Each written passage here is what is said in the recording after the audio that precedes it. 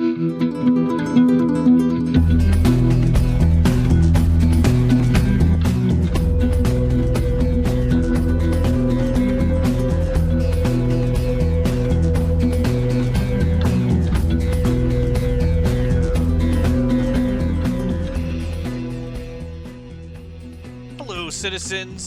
and welcome back to the channel. This video is going to be a longer one, but also a little bit of a lower key one. The reason why is because, and I will talk about this in the video, I have a fairly sick puppy I'm dealing with right now. I mean, first of all, not a puppy, old dog. Secondly, not like, I guess, sick as much as injured. She's gone in for surgery. I've dropped her off for surgery. A very similar surgery. In fact, the exact same surgery that I talked about in my last video. Not my last video, but a while ago. As you can see, I'm still kind of all over the place. Not super concentrating about this. But she's got a leg surgery. She hurt one leg about 1.5 years ago. She's gone and done it to the other leg. Luckily, as the vet said, she's only got 2 knees, so she can't do this again. She's gonna have 2 basically dog bionic knees, which is about as expensive as it sounds. So, anyways, I'm really worried about her because, I mean, as much as things are gonna go fine and it's nothing really, you know, that I haven't dealt with before, it's still my dog. So I didn't do nomad stuff today and yesterday. I just kind of wanted to do something different, so I decided to do a little bit of mining. I also have a giveaway in this video, but it's a giveaway to someone who I really appreciate in helping me out with this channel for doing just something. And so this is something, like I've always said before, I want to help out people in the verse. I want to help out with new players, with old players. I like doing tutorials, and I like the feeling of community and getting together to do things that people like to enjoy together. So if you would like to help support the community as well as support me, feel free to like and subscribe. And any money that I make, I've been giving back to the community in the forms of giveaways and game packages and things like that. And really just enjoy playing the game. So part 1, I'm going to do a little bit of mining. I do eventually decide upon that in this video. And then I'm just about to do part 2, which is the end part of my mining. And I just thought I'd give a quick update on this, kind of a little preamble on the level of energy in this video. But hopefully things will be better tomorrow. So part 1 recorded yesterday, which was the 11th. It is now the 12th. My dog is in surgery as we speak. And tomorrow is the start of Stella Fortuna, and that's going to be a lucky day, so fingers crossed that all went well, and you'll probably be having this come out on Wednesday as well. So today was a lore post on the 890 jump, which is part of the Whitley's guide.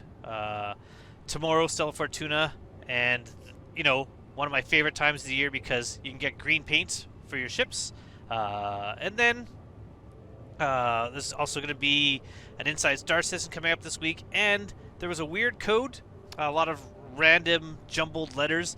From what I've been able to understand trying to decipher this, it looks like potentially on Thursday there's going to be some sort of Xenothreat event or something, so that'll be kind of interesting.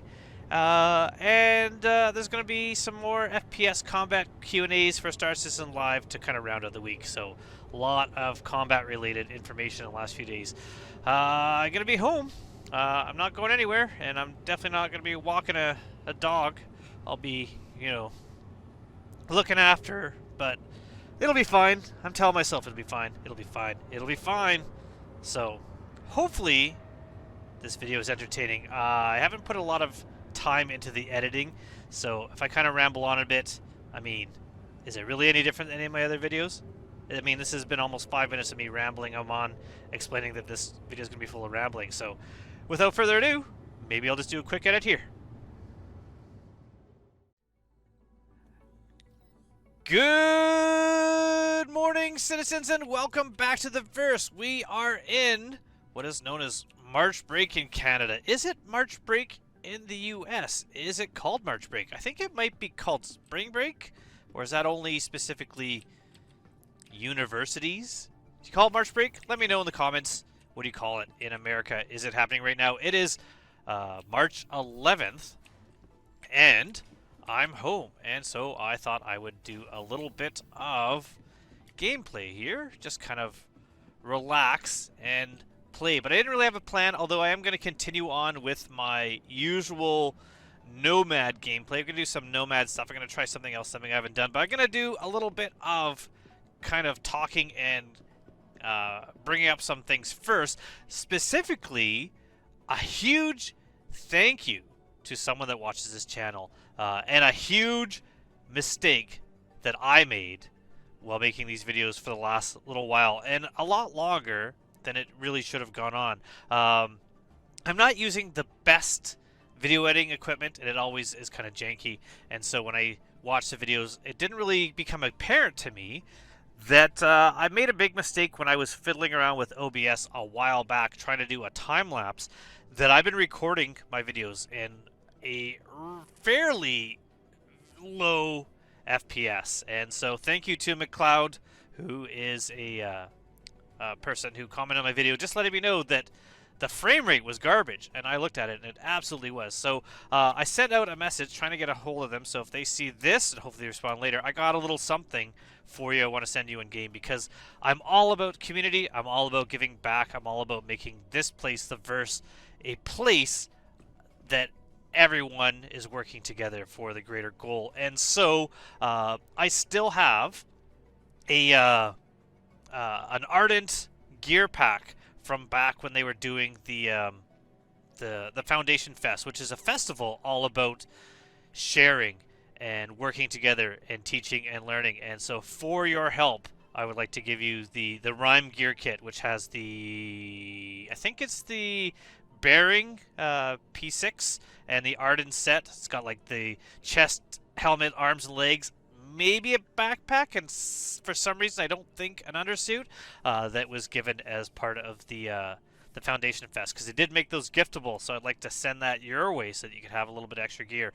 So let me know, contact me. I sent you a contact through your comment, and I have a way that we'll be able to get that to you. So just to thank you for someone actually helping me out. So I'm always glad for people kind of pointing out things that can maybe improve this. Now this frame rate is not my capture as much as just the game deciding to chug along.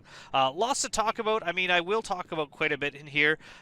Definitely, I'm not going to be talking about things like master modes. I'm not going to talk about that right now.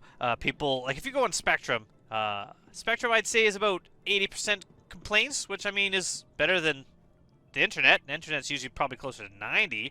But master modes, TTK, currently the big things are sniper scopes and the scope glint, the like PVA, PvP, PvE, combat, or the whole argument of what this game will be. Overall direction of this game to being kind of more of an easy to play arcade game as opposed to something more detailed and what it should be. I have opinions and everything. I'm just not going to get into that really here. But maybe in a future video, I'll kind of bring up those things. A lot of those I'm not going to talk about because I really have no experience in them. I don't do a lot of first-person combat, but when I do, I don't really have an opinion currently on the gameplay because I haven't been doing it a lot. Same with master modes. I mean, I haven't taken a trip into the PU at all, so until that's out, I really have no opinion on it. I'm going to wait and see. But what could I talk about? Ooh, something massive, something massive. Two things. In Evocati. Now, before I get into the two massive things, the CIG made an awesome change to how they run the Evocati test group. Now, if you don't know what Evocati is the playtest universe specifically for invited playtesters to test even things that are well beyond what's currently being tested in the game. So they're seeing things before anyone else. They are trying things out before anyone else. And it's always been kind of, you sign an NDA, it's behind closed doors. You could always find that info out, but it was really harder to really see. It wasn't as open. CIG is now putting the Evocati patch notes out for everyone to see on Spectrum, and I think that is awesome to see what they're testing, to see what is going on, to see what issues they're finding.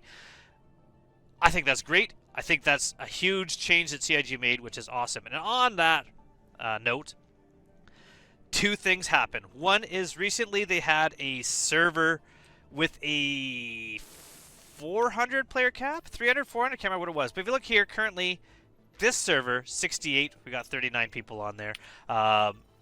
We're going sometimes a little north of 100 on some servers, but 400. I mean, that is the first step towards thousands. I'm really excited to see. I would love if something like that, if that's stable enough and they get that working enough, that during the expo, if we're going to have that many people running around the convention center, because that's my big complaint with the expo. I love the expo because it's the only time I ever go on a train at, say, New Babbage, and there's, more than one person on that train with me. When it's kind of full, but even that, you go to the expo hall and the hall is pretty much empty. And I would love if they had more things for people to do in the hall to keep them there, and more people in the hall. They definitely would need maybe something like interactive areas, like maybe like a shooting range, since the shooting range was something that was designed a long time ago as a potential thing in the game. Shooting range to try out weapons as long as they don't find a way someone to break it and shoot up the hall, I think that would be awesome. Maybe some sort of like arcadey game, but something that you could earn rep towards to keep people in the hall, to keep more people around, just take out that space. I think that'd be really cool. So that's the first big thing. Bigger server happened. That was awesome. Second thing, even more impressive, is the first player in Evocati testing successfully got onto a ship, into a jump gate, and flew to another system. That is amazing. I'm super excited about that. That means that the at least like their first kind of iteration of server meshing seems to work, and a jump gate worked, and I think that is amazing. Now that has where am I going? Hangar 2. That has people wondering, is Pyro potentially going to be able to make it into 3.23? And I say absolutely not. Pyro's not going to make it as 3.23. Hey, if I'm proven wrong, what an awesome way to be proven wrong. But the way I look at it is Pyro is considered to be in 4.0. It's supposed to be with server meshing. We can see some things happening, but I don't see Pyro being that thing. So there's so many things coming up with 3.23. If you are just joining Star Citizen, you're just getting into the verse, and if you are just getting into the verse and you are getting yourself a game package, don't forget to use the referral code. You can see there's one up on the screen here. I do have a link in the description below, and that will get you a little bits of bonuses. Sometimes those referral bonuses that come along, like extra ships or equipment, pretty awesome, but you always do get a little bit of extra money when you get the game if you use a referral code. It's a good time to get into Star Citizen because there's so much coming. 3.23 is going to be a massive patch. Lots of changes. A lot of things will be different. I'm going to be starting out basically from scratch, trying to figure out how to do many things because of all the changes, but I'm excited about that. It's going to be amazing. Now, unfortunately, all that is going to be gameplay stuff, but I would love it if there was more missions, something like that. Another change that is coming out, and this is something tied into master modes, is there's going to be at least an arena commander. I don't think they're there now, but I could check, I guess. There is Gravlev and like ground racing tracks, and I'm super excited about that. I'm excited about kind of getting into like ground racing and Gravlev racing. I think that'll be awesome. If you don't already know, always go to Mercenary and click Call to Arms and accept that offer, and then go to Accepted when it finally shows up, and untrack that. That gives you a bonus on every enemy that you kill when you're playing. So if you are doing bounty hunting, or if you just get pulled out of Quantanium, is it showing up here? No, did it not work? Sometimes. Weird. I'll just give it some time. It's a little bit slow. Hopefully it'll come up. I'll give you a little bit extra money. It's like a little buff. turn on your playing, and then eventually you're going to have some extra money if you get into combat. If you don't, no big deal. I don't need my armor on. I don't really plan on doing anything requiring shooting. Although if I do looting, maybe we can use the backpack. We're not sure. Utility-wise, what color? Ooh, a red. I guess it's kind of more orange. Tractor beam. Yes. There we go. So we have our tractor beam, so we can move some boxes around. I don't have any weapons here, do I? Just quick flares. Those aren't weapons. Interesting. I don't know if it's still going on, but Jumptown was going on. I haven't really done Jumptown, but I don't see priority here. There we go. Call to Arms finally showed up. Untrack. That way's just not in my way, but it's running in the background, so it's shown up here. I don't know what I'm doing. Like I said, haven't really made a plan yet. I just kind of was going through. Yeah, so changing avocado. I almost said avocado, but I mean, people know what I'm talking about. I'm excited about the jump gate. I'm just trying to think of what I should do. Oh, actually, I should, you know, get out of my seat once the animation's done. Let's get back out. Let's see if I have any drinks here because I am a little bit thirsty. So let's do that first. One thing I'm excited about with the upcoming patch is the sustenance is the personal hangers that are coming up. Are not necessarily even personal, although I do like the idea of personal hangers, but the instance hangers. So the difference between those two, if you don't know, personal hangers, what happens is that'll be the hanger that you have at one location. So your home base location where you choose to have a personal hanger, you're going to have a hanger. That one you can modify a bit. That one you can place things that you own there. You can pull out your ships there, and you can decorate it with different hanger items that you have. So if you have things like the if you have things like the towel, I don't have one of those. Fish tanks, things like that, you can put those out and decorate your hanger with them. Instant hangers will be like this hanger here. So when I choose this hanger, when I like take out a ship and they say your ship is in hangar number 4, I take the elevator at hangar number 4, and now somebody else, while I'm sitting here in my ship, can pull out a ship, and if the location like the space station only has 20 hangars, someone else may be assigned hangar number 4 also, but when they show up, I'm not going to be here because now that I'm in this hangar, it's instanced specifically to me.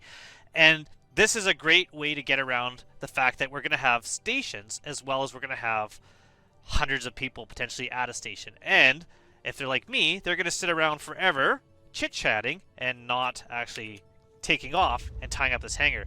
So what will happen then is if people want to leave, I'm going to choose that I want to leave, and there will potentially be a wait time before my hangar doors will open if somebody else is already leaving my hangar from another instance hangar, and then I'm back in the verse. And I think that's a cool way to kind of fix this. I don't know how it's going to work as far as parties, if you can get someone to come to your hangar or you have to bring them there in the elevator. It'll make it harder for when you're giving people a ride when you land at a station and go, I'm in hangar 2, how are they going to get there? So I'm not sure how that's going to work, but that'll be kind of interesting. So now that we're in the ship, what are we going to do? Let's look at our missions and see what we should do.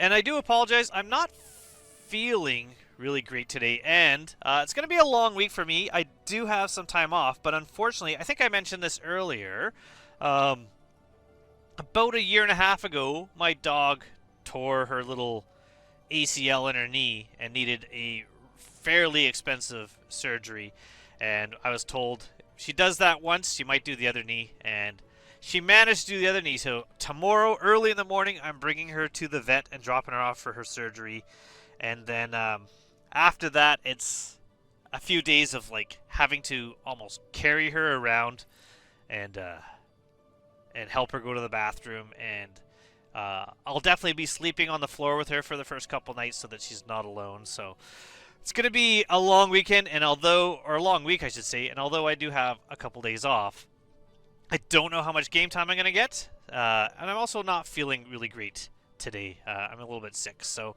we will see how many videos I put out. But what do I want to do? I'm just kind of clicking all these. But research, no. We did that one. Kind of easy. Mercenary, entrenched. So that could be fighting down. But I would need weapons for that. Clear claim jumpers is just kind of ship combat. Evict illegal occupants, I need weapons. Salvage, I can't really do a ton with the Nomad. It's another kind of like a reverse delivery. Bounty hunting, entrenched, training certification, racing we tried. Investigation, usually a lot of combat with that. Combat assistance, so you're just going to help somebody out. Not really good pay for that. Retrieval op.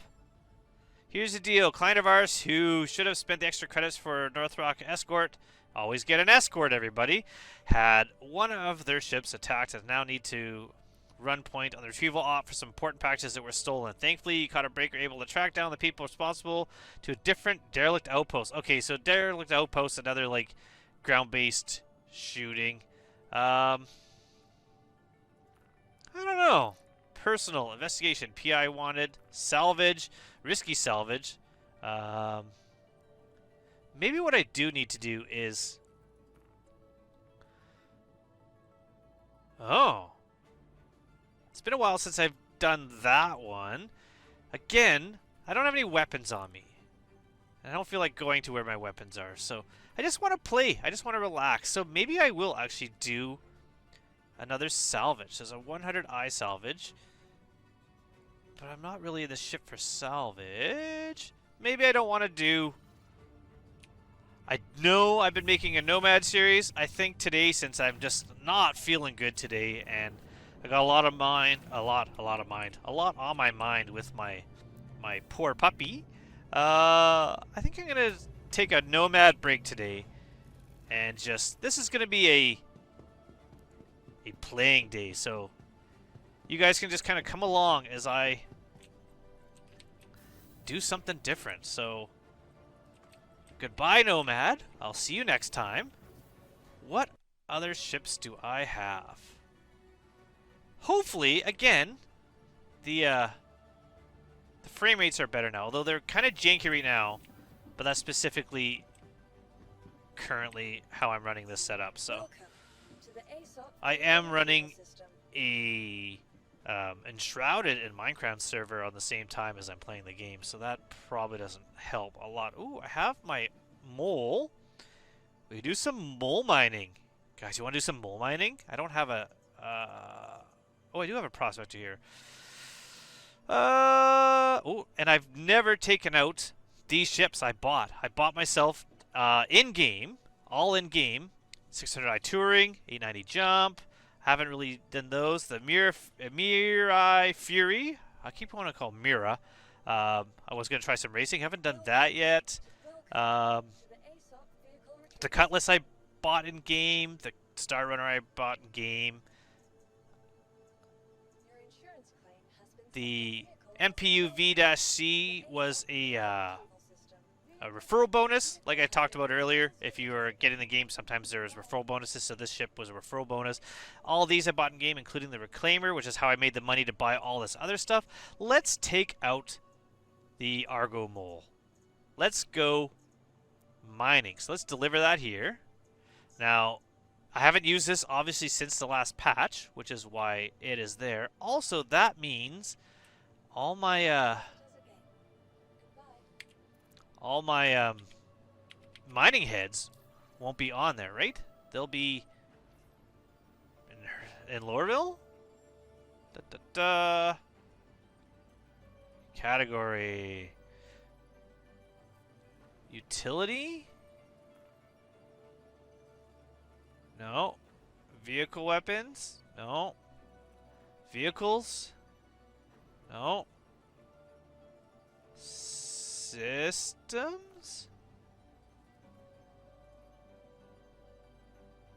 I mean, all those stuff are there, so I'm assuming, unless I brought all the stuff. Did I bring it somewhere? Earlier in the series. Did I bring it to HRL2? Open. Oh, it looks like I did. It looks like at least I brought the size 1s. Size 2. Alright, I brought all my mining heads to HRL2 already. I was smart. Ooh. Oh. This is not boding well. Alright, can I use these ones? Hangar 2. Oh. Oh! Open! It came back. Hangar 2. Let's go grab our mole. This might be kind of a weird long video also because I am not feeling great, like I said, so I'm not going to be spending a lot of time on editing this. I'm just going to be recording, rambling. I thought I got my mole. That's my nomad. I wasn't even looking at what I was getting to. This game is not running smooth today. I think maybe it is the large number of North Americans with internet and game accounts and time off. Let's try this again. Retrieve. Hangar 2. Okay, so Hangar 2 is where? It's right there. Argo Mole. Okay, says Argo Mole this time. This is when I look back at the recorded footage and realize that I chose the wrong ship the first time. I don't think I did, though.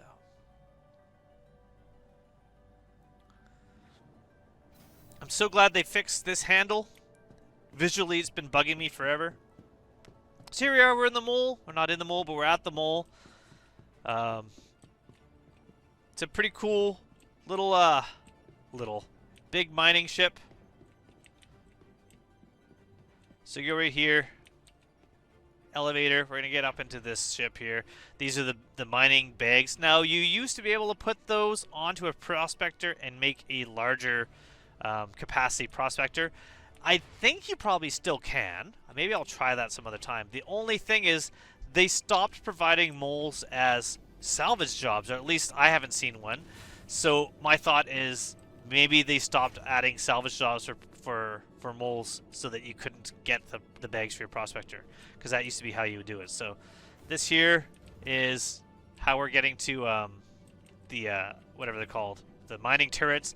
I'm gonna have to reset up my mining turret. So what I'm gonna do is I'm going to do at least a little bit of a jump here. I'll just stop recording, and I will go to HRL2, and from HRL2 I will reset up my ship to add my modules and add my beams to this ship, and then we're going to go do a little bit of solo mining. Now, you can solo in the prospector, that's what it's designed for. Soloing in a mole, a little bit harder in some ways, but a little bit easier in others, because you can really put in more powerful lasers. That's not where I want to go.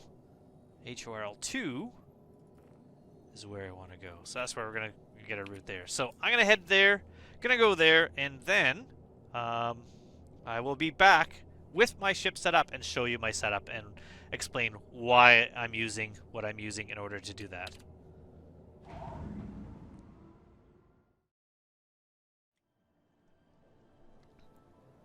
All kitted up and ready to go. Let's take a look at this ship, since I didn't really kind of give you a tour. So the outside, we'll get a better view when we're in space. We can kind of do an exterior view, but it's a pretty big ship.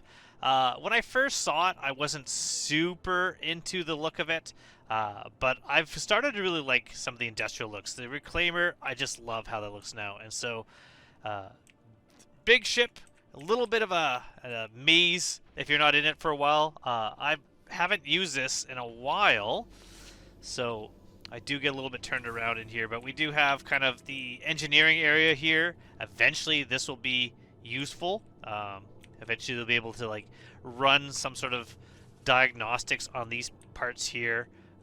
Again, these two doors lead to the turrets. We'll be checking out those in a moment when we're actually mining. Then you go up the stairs. I understand the ladders. I love the stairway in my Caterpillar, but the ladders make more sense for a space, um, utilitarian space. Like you can use the ladder. You don't need staircases to just take up room. I did check out the internals of the Hull C, and I would say there the ladder seems kind of ridiculous as a way to climb up into your living quarters, but it kind of works more here because this is more industrial feeling than the Hull C. The Hull C kind of looks more like fancy, mainly because it's a MISC ship, not a an Argo ship. This is suit locker, I believe, and we have the bunks here. Again, this makes sense having the bunks. I do wish some other ships had individual rooms for people. It would make more sense than having everyone sleeping in a bunk, especially something like the crew quarters in the 890. And a ship like that, you'd think people would have a little more privacy. But we do have a little bathroom back here, I believe. Yes, kind of. Maybe not a shower? I don't know if that's a shower, unless this is the shower head will pop out. Toilet down there. We have another suit locker there, so everyone's got their little, like, places to be. Little cooking area here. No windows. I do wish more ships had windows, but again, I can see why this ship doesn't. Some ships, I don't understand why they don't. I would love it if the Rambler version of the Cutter had a little window. Another engineering screen here. I see that being, again, worked on. Every time people talk about gold passes don't mean finished. So if there's a ship with a gold pass, that's not a finished ship. That means up to current standards. Front lower turret access here, and then we got the bridge here. So not a really massive ship, but plenty of space for people to work. So definitely this is designed for multi-crew gameplay, although I am just doing this right now all on my lonesome. And we're going to go do a little bit of mining. Where are we going to go?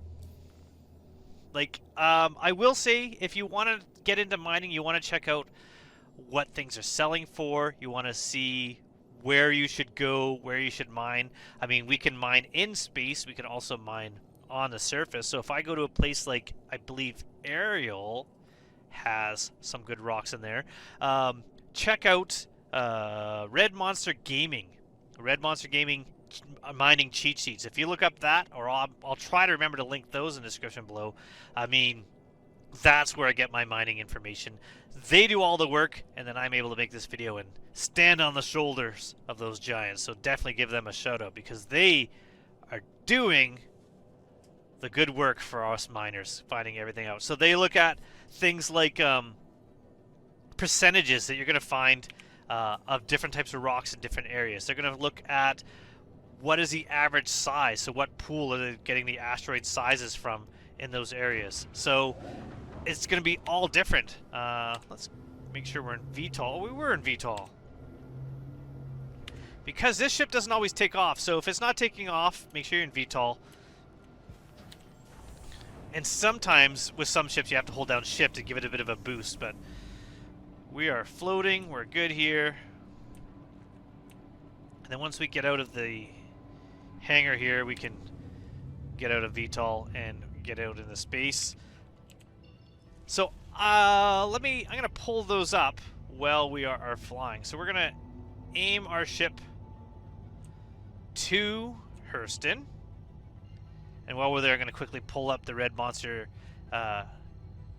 cheat sheets. I do have PDFs somewhere, but I don't know where they are. So I'm just going to quickly look at their website.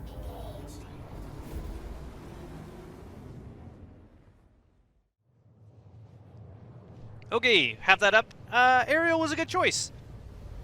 Average mass index looks to be relatively small, so maybe I could choose something else, like Eta or Magda tend to have larger mass index, but this one does have a high percentage of both Quantanium and gold, and those are what we're looking for, so maybe I'll just stick with the smaller asteroids. I don't really mind.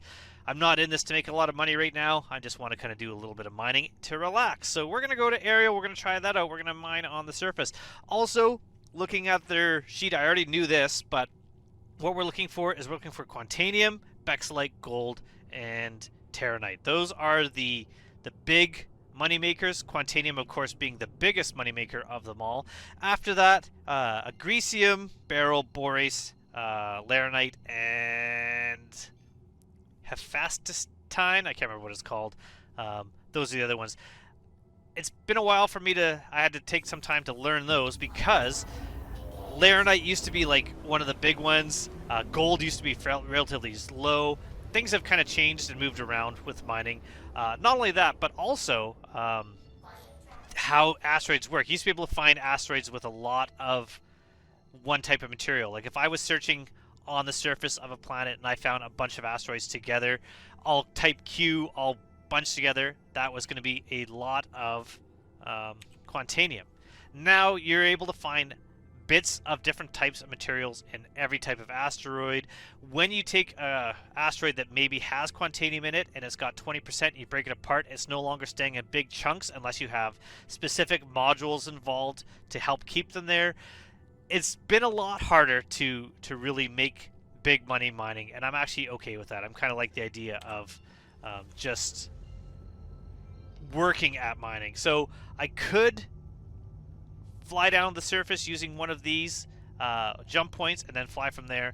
But what I'm going to do instead is I'm going to just fly straight down to the planet, and that way I'm going to be nowhere near specifically where someone might jump to when I do my mining. But before that, we're going to go to mining mode, and does that not show me? Does that not show me my setup? Oh, it's because I'm not in. Right, I'm not in the ship. All right, so I'm just gonna talk to you. Not sorry, ship. I'm used to a prospector. Prospector shows me what setup I have. Who's this? Dondre Ibrahim. Hello? Why are you scanning me, UE?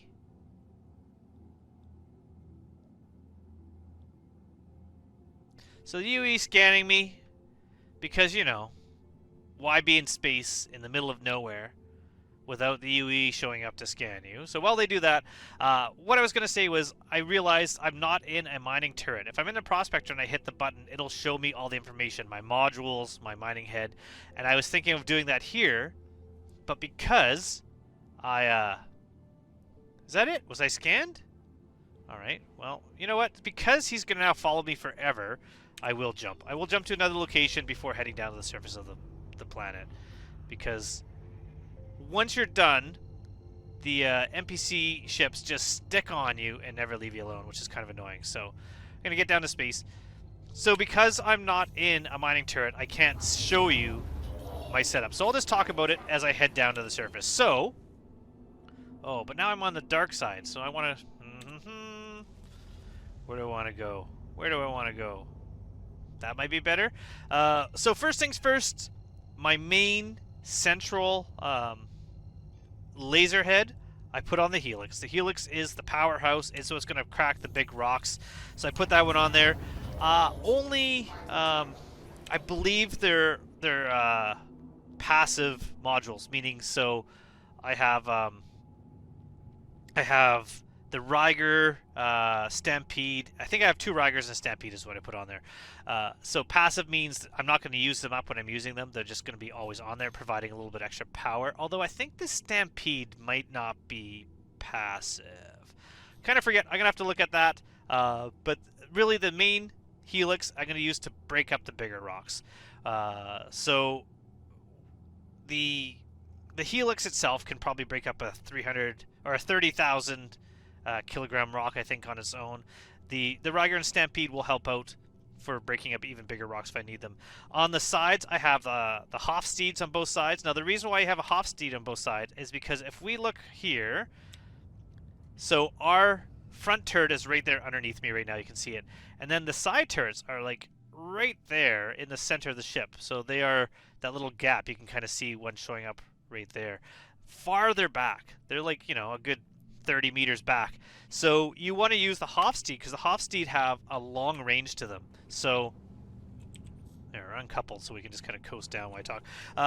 The Hofstedes are farther back, so you have the longer range because you don't have to readjust your ship. If your ship is adjusted to be close enough for using the helix, and you break it into smaller pieces, then you can get out of the turret and go choose which Hofstede you want, and break up the smaller pieces without having to readjust the place of the ship. So the one Hofstede, I got the Torrent and Torpid on there. That's going to break up pieces faster. I don't tend to use that one. I do have the Focus and Torrent on the other one, a little bit slower but a little bit easier, so I tend to use that one for breaking up on the farther side, or the smaller pieces. So what I'm going to do is I'm going to try to find myself a rock. Once I found myself a good rock, we're going to break it with the helix if it's too large, and then after that we're going to go to the Hofstede on the right side turret, and we're going to break it into smaller pieces and extract. Now, another big change that CIG made, and one that I kind of like, is that they've really increased the time for the instability for Quantanium.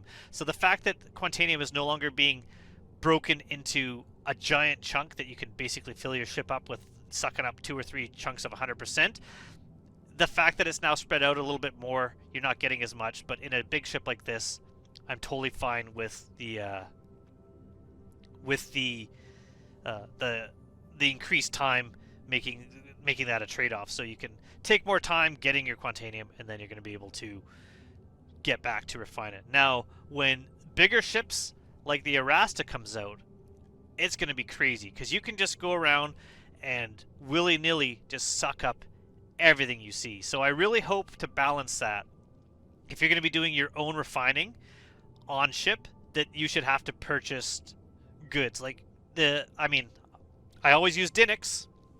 Maybe Dinix type solvents are going to cost you, so that you can't just grind out the money, because it's going to be too much of a moneymaker. Although, then, if there becomes a point where you can go and search and find the materials you need for running your reactor, that's going to be an awesome game loop. I'm 100% going to love going out and gathering materials I need to then put into something like an Orion, to then go into the Aaron Halo and just grind up asteroid after asteroid and slowly build up my stock, and then put it all into a Cat or a Hercules or a Hull C and bring it somewhere else. I am super excited about the eventual direction that industry will play in this game. So I know there are people working on the industry game loops, but not nearly to the degree that I find like the combat related ones. I think it's going to be awesome in the future. So let's just quickly, we're still quite far away. How far away are we?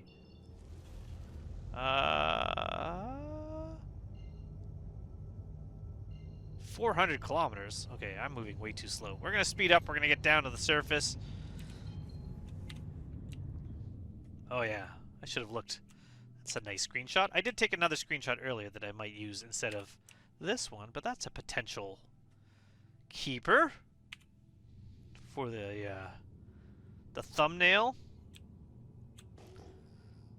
So if anyone else out there mines, what do you think about solo mining versus team mining?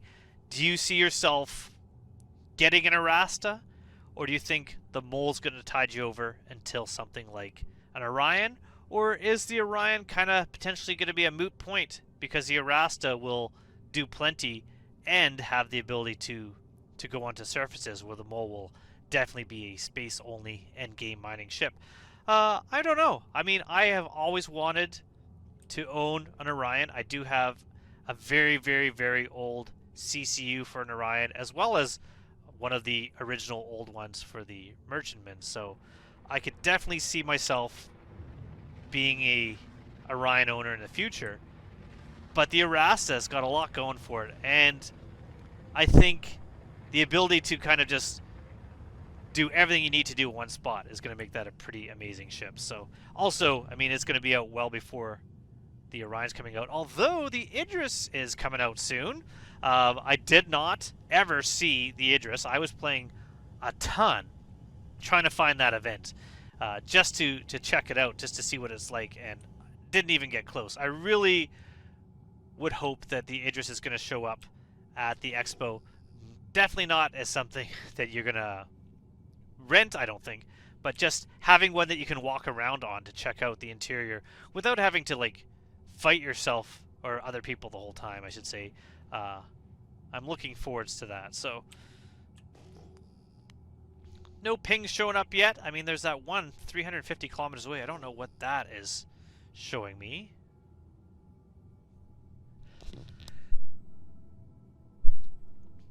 But we're getting close to the surface here.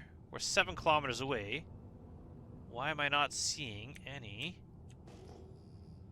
pings?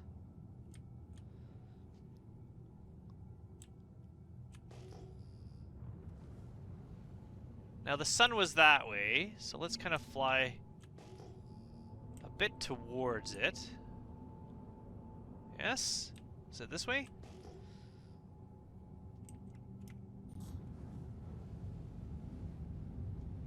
Get lower to the ground, but by now I should be seeing some pings. So I don't know why nothing is showing up here. Maybe I've just lucked out and chose the worst place. Ooh, there's something.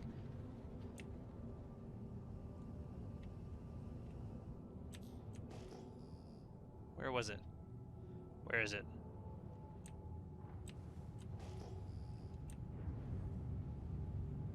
For a split second it was showing up. There we go. 3,000. There. Alright, what did we find? What did we find? What is this going to be? So we're going to go... We could go into scan mode. That'd be the way to do it, I think.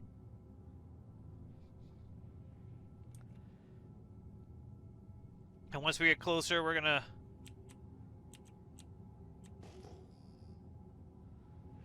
Right up there. Now, the fact that it was like 3,000 away makes me think that it is an asteroid. I just don't know why it's not showing up until I get really close.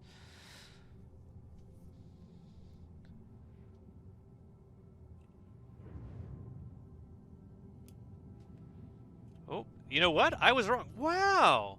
So that picked up gems from that far away. That is unusual.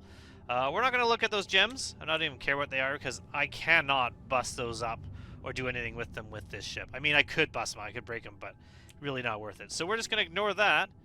But there we go. We got more stuff showing up now. 7,000 away.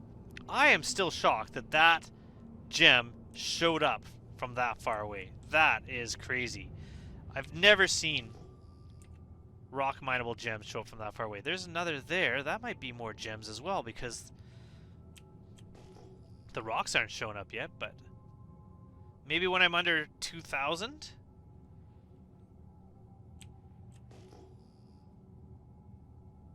Again, so weird. Oh, what's this? Think we're okay now?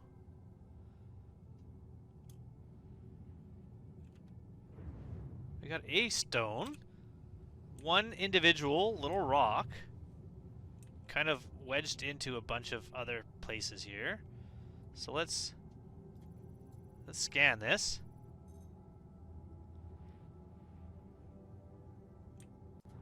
Not let me scan it, we gotta get real close.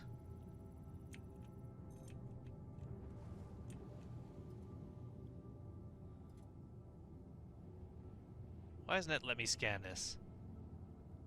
That's never a good sign, right? Alright. Alright. Well, you know what I'm going to do? We're going to scan it by using the mining head, so we're just going to position ourselves there. We're about 80 away. That's not bad. We're going to get out of our pilot seat. Let's go see if the mining head will tell me what this thing is. I mean, part of it will be the fact that this server is struggling. So if you back up and then you push forward, you catch the ladder, you don't hurt yourself, and you drop a lot faster. So kind of handy trick there to speed up the process at least a little bit. So we're going to get into our seat here.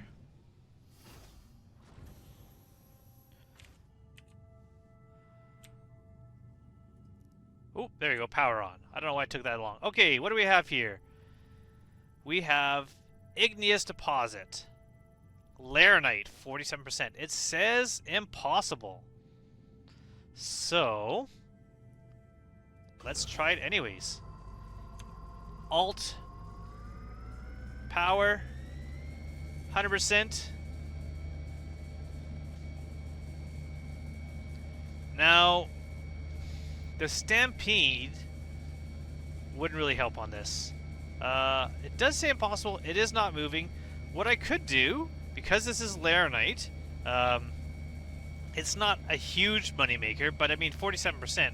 I could try getting closer, but to me, it's not worth it. To me, I'm just going to head back and fly to some of those other signals. I'm going to find one that is easier to crack. Now, if I had a crew, that is crackable because you have more than one laser head on at a time. You can have one that lowers resistance, you can have one that makes it more stable, you can have one that has the power, all working together, and that is the strength of having this mole. But what I'm going to do instead is I'm just going to go keep scanning.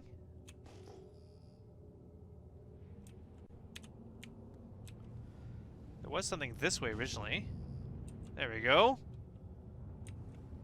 Let's see what this one's like. If I can find a group of rocks together, then I can choose ones that are the size that I can easily break. And I don't know how long I'm going to do some mining. I just kind of want to do a little bit. And so why not do it with you guys tagging along? So that signal went away, but the cloud is still there. This is the issue with the current scanning systems. I don't understand how it works. And I also wish you could like tag something. You could mark something and then come back to it later. So here we are. We got this rock coming up. We're going to go back into scan mode. And I'm going to get really close this time. I'm going to get about 100 meters away. And at 100 meters, we're going to scan this rock and see what it tells me. So there we are. Let's scan it. Scanning. Scanning. And it's not telling me anything. Like, why? Why is scanning not working? Alright, well, we're gonna go a little bit back. You got it about 50 away, that should be okay. We're gonna go back to using our main laser again. And I do think this is server related because it's kind of wonky. The doors are taking some time. But we're going to do this. We're going to find out exactly what this rock is.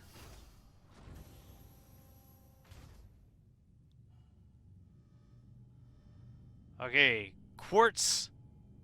Do not want this rock. Not even a little. Teeny tiny rock full of quartz. Thanks for nothing. So what I'm going to do is I'm going to just fly around a little bit more, and when I find something worth mining, we're going to mine it. We're going to refine it. We're going to call it a day. I'm going to go take my dog for one last walk on 3 legs so that she can then rest up for her big surgery day tomorrow.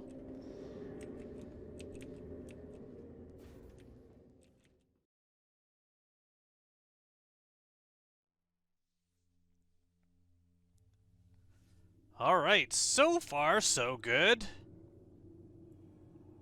We're in the ship. Let's head back to our pilot seat. Doors seem to be slightly faster now than they were before, so we can always assume that's good. Ooh, what a view! Oh. I just love the little surprises. Like, just the fact that I wasn't expecting, even though I should have been expecting the view, I forgot that I had turned around and faced the planet when I logged out, and so now we're heading back down to the surface. I went up into space because a long time ago, if you logged out on the surface of the planet, when you start back in, you would sometimes sink to the planet.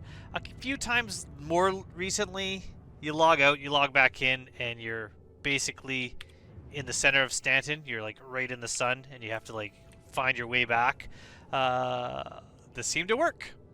I don't know if the logging back in and falling through happens that much anymore, because I do a lot of times will log out near something like Paradise Cove, log back in, loot to local, log back out, repeat, and just get a bunch of guns. And that's a good way to get some guns. I was also doing that quite a bit when I did my video on showing why you shouldn't waste your time trying to find the Vandal mask in what I would consider one of the poorest planned events in a long time. I did get every mask but the Vandal mask there, but I already had one, which is why I didn't really care. But it was just to kind of prove that the ability to get it wasn't really there anymore for people. So that seemed to work. So I probably could have logged out on the surface, but, you know, why not head into space and do it this way? Just watching my altitude right here, I'm at about 13 kilometers up. When I get to about 8, that's when I'm going to level out. Right now, the VTOL might as well be on. That way, it'll slow me down pretty good if I'm going too fast. This is a heavy ship, although it's not super hard to control and slow down if you're not careful. You can still hit the ground, but otherwise, it's usually pretty good. Very first time I ever was in an Argo mole. They were really new to the game, and somebody in-game said, hey, who wants to come and help me try to mine?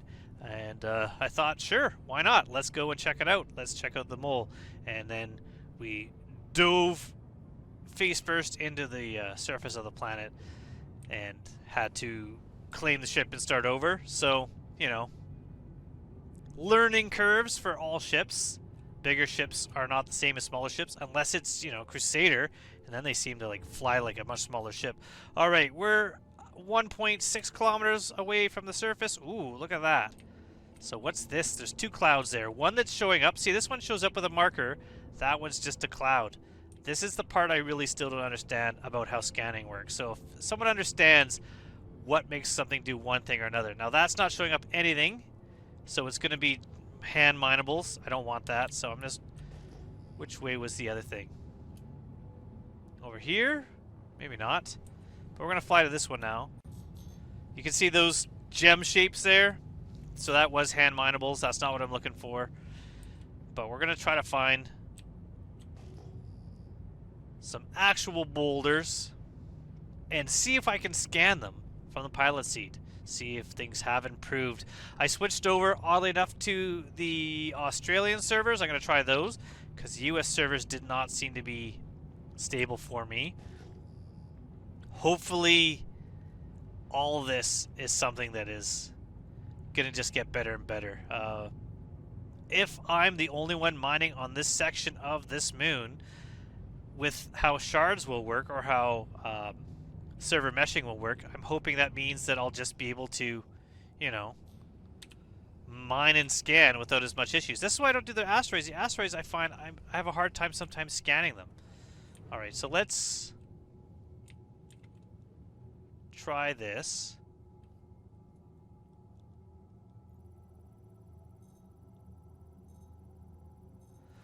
Oh, there you go. Felsic deposit and barrel 49%. Alright. So it's telling me what we want. Now, barrel is the highest of my low tier things that I want to... What? How big was that? Mass 31. You know what? Let's go right now and do this one. This one is doable, I'd say. So we're going to get close. We're going to get about maybe 50 away. I know I did about 60 last time, but we're going to get a bit closer. We're going to get about 50 away. There we go. And so if we look now where we are, we can probably even get closer. And that way, once I'm done mining this node, so we're 30 away there, the rear lasers will be able to, once I crack it the first time, the rear lasers will be able to crack it into smaller pieces. So that time I went forward, so I climbed on the ladder right away. Still doing the thing where you climb back on the ladder once you get off if you're holding down. So you gotta just kind of get used to kind of feathering your direction controls on ladders. Okay, so the last time it took forever to figure out how to turn this laser on, I edited that out. Ooh, but my lasers just remember that they're on, so I don't even have to do that. Okay, so I'm not gonna be 100% laser power when I mine. I'm gonna put it at 30, and right away, that's bad. That is too much. That's too bad. We are going to explode. Let's get out of here. How much damage did I do to the ship? Not good. Apparently, even at 30%, that was way too much power to break such a small rock. But, the ship's got good shields. As long as I didn't damage the rock so much that I blew up all the stuff that I wanted. We're gonna go here. Again, we're gonna go backwards. There we go. Open this door. Get into this turret.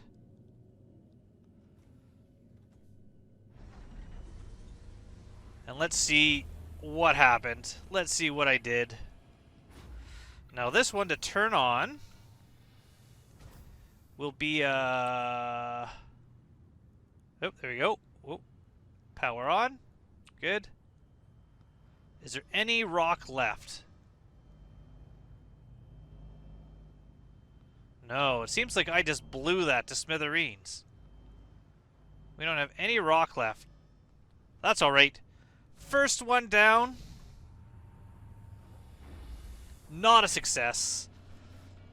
I don't know why it shot up so much. I thought I had way less power going into that rock, so we're gonna go here. I do like that there's another suit storage there.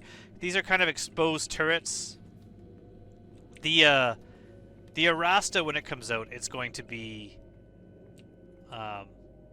remote turrets that are near the pilot seat.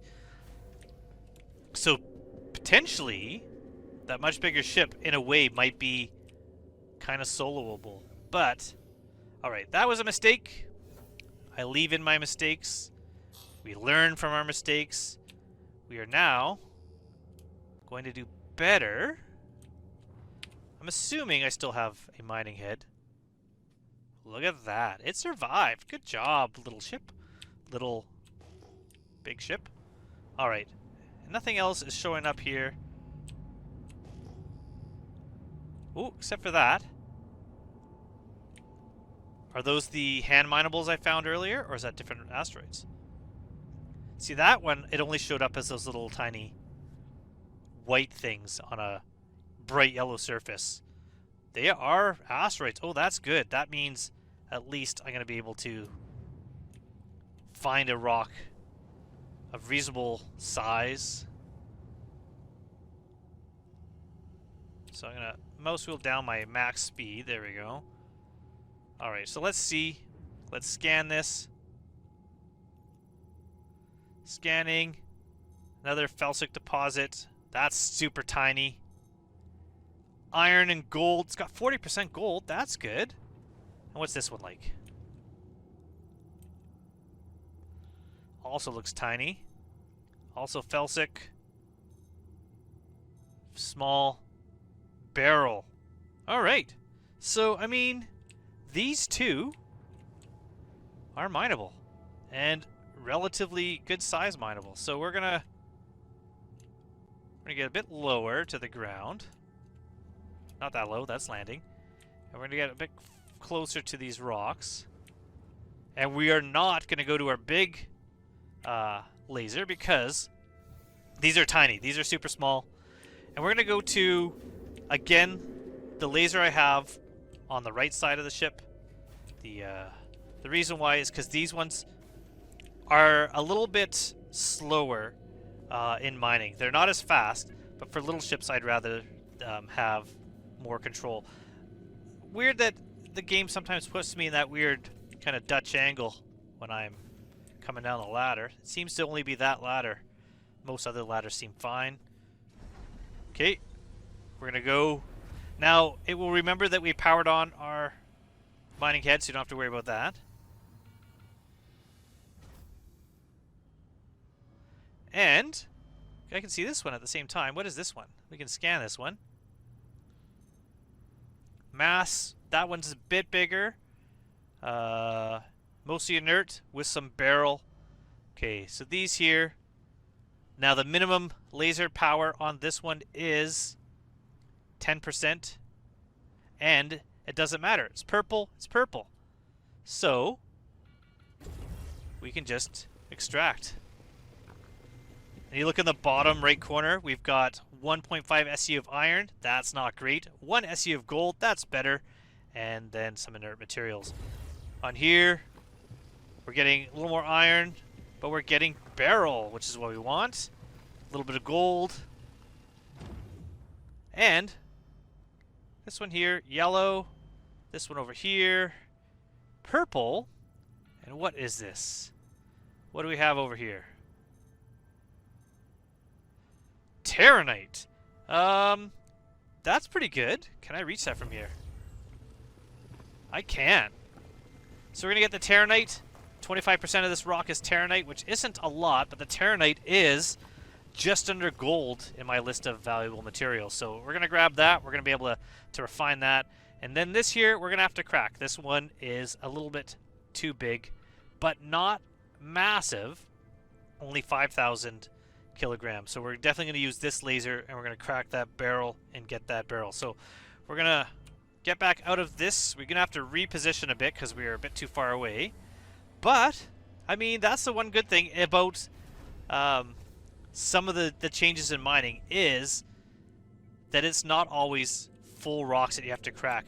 And so one of the big issues I have with rentals, especially the rented prospector, is you can't upgrade the prospector. And you're going to find a lot of stuff you can't crack. However, you can go with a prospector with the basic setup and just search for pre-broken small little rocks like that purple pieces there. And then with those, you're able to right away just suck them up and refine them. You can just go and scavenge. It's definitely not a high-paying job, but a little bit of a challenge to learn how to scavenge for materials. That's fine. So we're going to go to this piece here. Now, this is something I've noticed that's changed, is that the little symbols for the rocks, once you leave your ship, they don't come back, so you have to just remember which ones are which. Hopefully that gets fixed. I don't know if rescanning does anything. It doesn't really do anything. And that's an issue I have with the mole. The prospector, you can always kind of pan over the pieces and see which rocks are mineable again and fly over to them and reposition yourself. But with the mole, I don't know why that keeps switching, where when you leave the pilot seat and get back in, you lose your pre-scanned pieces. Another thing I've noticed, the rock is kind of the same way. So the rock, sometimes, if you power off and on your rock again, or if you get out and get back in, all the little symbols showing you where the rock minables or the gems are will disappear. Kind of an annoying bug. I've put an issue council report into it. I've seen other people have as well. And so hopefully that's something that gets addressed. But once we're back in this mining operation chair, this rock down here should outline, and it does. So here we are. It does say this is going to be easy to break. Our 10% charge, this time I learned really quick. Now you notice this green area here. If I look here, this green area, when I hit it, it gets bigger.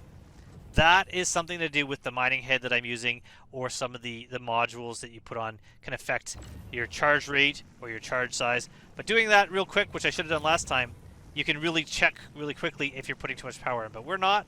We're going to mouse wheel up until that green starts showing, and then mouse wheel back down to keep it at a slower speed. And then I can just turn it on and off to kind of balance it so it doesn't get too high. Like that, like it just did. Too high, but not too much power went into there. Now we're going to switch to our extraction, and we can just point at different areas here. We're going to let them scan. If it's all inert, I'm not going to bother sucking it up. 100% barrel, we're going to grab that. Now, sometimes your rock will actually split apart into different pieces. This one just stayed in a big stack, which is kind of annoying because it's kind of hard to know which piece you're aiming at. But Iron and barrel, half and half. Let's get it.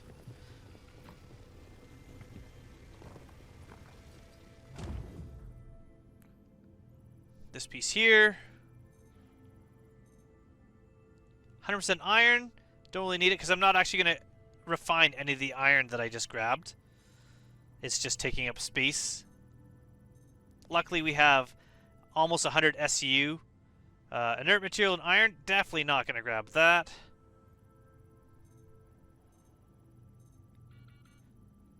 Now this would be a good reason to have a co-pilot, because then you're able to reposition yourself and aim at different parts of this to look at it. And I think this is my last piece that I'm looking at. I'll kind of scan over to make sure. Inert materials and barrel, 25%. Why not? It's not actually going to get all the inert. There is a little bit of filtering going on here, but for the most part, not great. So that's it. We'll leave those two there, and we are done. This little field.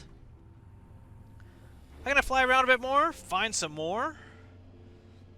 We're going to get one load. That'll be the goal for this video, is one load and refine, and then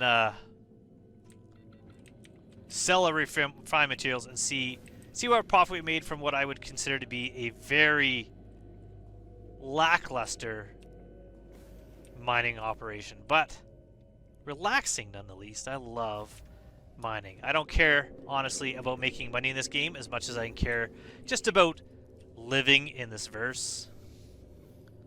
Although, in the future, some things, operating a store in a merchantman, that will be about making money. Alright, nothing there. We're going to head towards the sun. I'm not sure if it's rising or setting, so if it's setting, it's good to kind of head that direction so that we can hopefully stay in the day a little longer. Oop, there's something over there. Get this big ship to swing around. Oop, and that's two separate marks just showed up, so that is not going to be hand minables. That will be more asteroids. So let's get over there and see what we find. They've gone away. We'll find them. They're this way. They couldn't have disappeared. Where'd they go? Come on, asteroids. Where are you?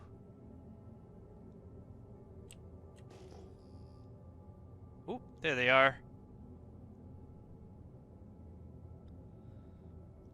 They're a bit farther than I thought. I would love to be able to mark a ping and it'll stay up while you head towards it. But, ooh, there's more than two. Okay, so back to scanning mode.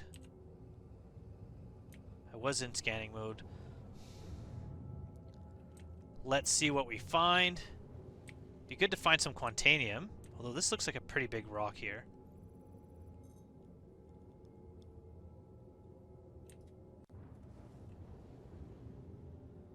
And the scan stopped on it. Weird. Okay. Let's try this one.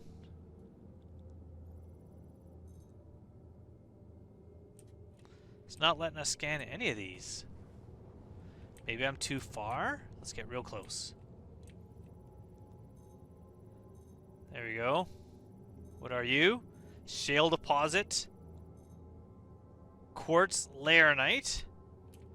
This is a teeny tiny. What are you, teeny tiny?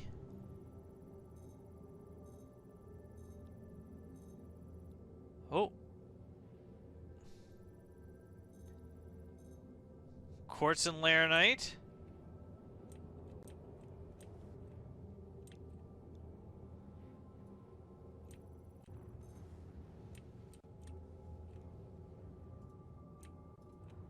And it's not letting me scan this one either. Alright, so what I'm going to do is I'm just going to get nice and close to this one. It looks pretty big.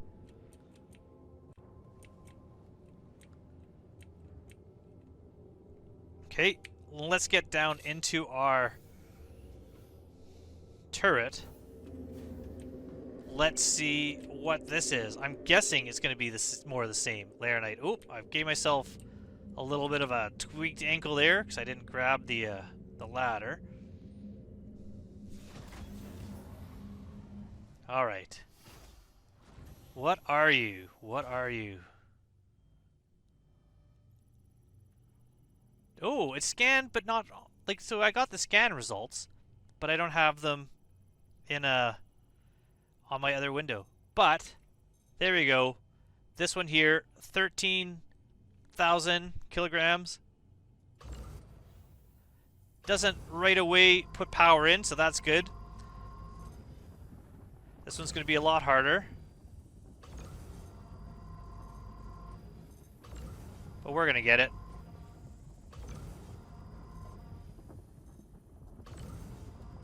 Oh, oh, oh.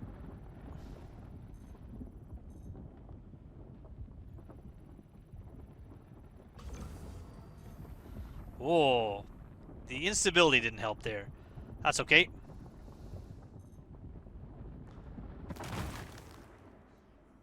Okay. So now we got those in little pieces. So now... Oh, I could suck this one in. If it's worth it. Quartz Terranite. Half of it's Terranite. Let's grab that. So we're up to 5 SU of Terranite, 6 SU. Perfect. That one you still have to break. This one's purple.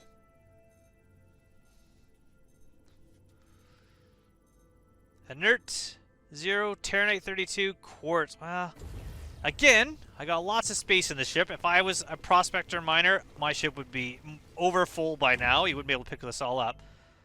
This one's purple.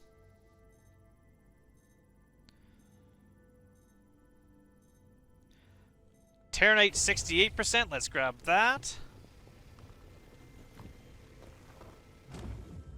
And this one is also purple. So let's grab that. If it's not all inert. It's not. Oh, 91% quartz, 8% Terranite. We're leaving that. So we have here,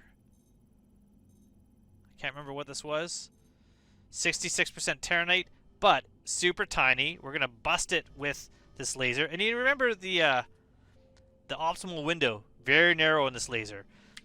The laser that I have on the side, which will break this one, will make it so much easier. Remember just a moment ago how it was really hard. I had a really thin window, and the instability made that power shoot up really quick. But again, it's a pretty beefy ship. I really don't worry too much because the shields can take a pretty good explosion. If it's a prospector, you're gonna like lose your saddlebags, you're gonna lose your mining head. So for some reason it's not letting me open the door without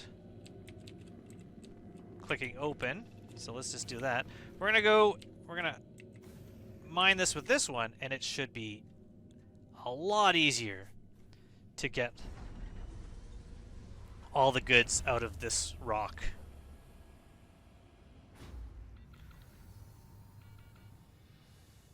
Again, we're going to ignore this piece because it's mostly something that's not very valuable. Now here, we're going to go back down on our power to 10% and slowly ramp it up. Now look at how wide that optimal window is and how 13%, it's kind of going nice and slow. I'll even go down to 12%. You can just feather the power to get it into that green zone. It does jump up a little bit, but every once in a while, if you need to on here, you can also just turn the beam on and off to keep the power right in the center there. But this is definitely a lot easier than that bigger one. I'm going to power off here. And then when it gets to the bottom of that green zone, beam back on, beam back off, beam back on. And we've done it. We've cracked the rock.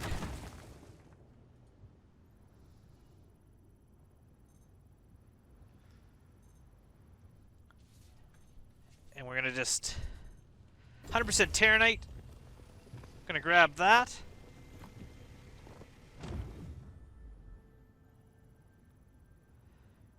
We've got 16 SU of Terranite now. Number 4 on my top 4 valuable minerals, so a good find. Suddenly this trip's going to be a little bit better. Maybe we'll get a couple 100,000. I don't think we're going to get that much. Maybe we'll get about 100,000 SU out of this trip. But who knows? Maybe we'll luck out. We still have another 40 SU to fill up. Maybe we'll find some Quantanium. 96% Terranite here. We're definitely going to grab this piece.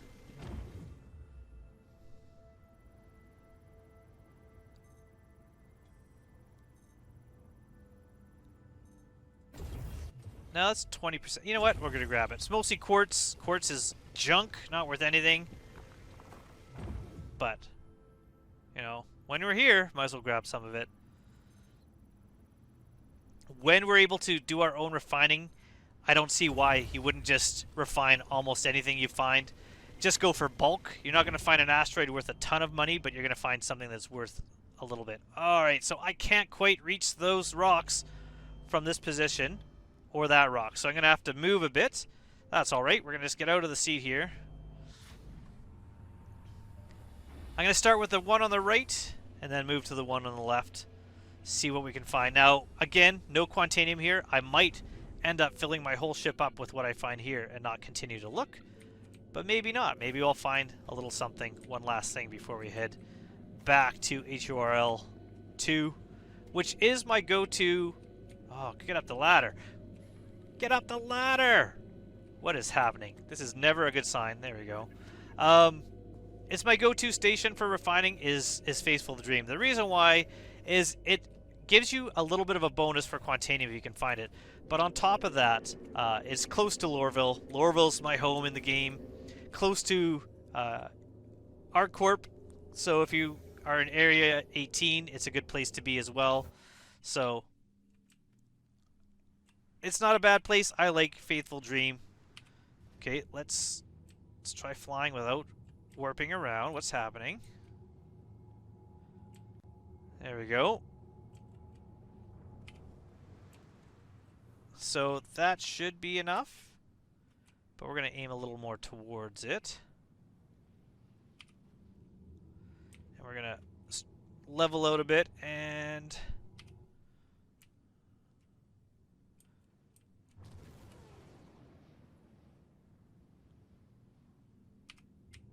that should be good.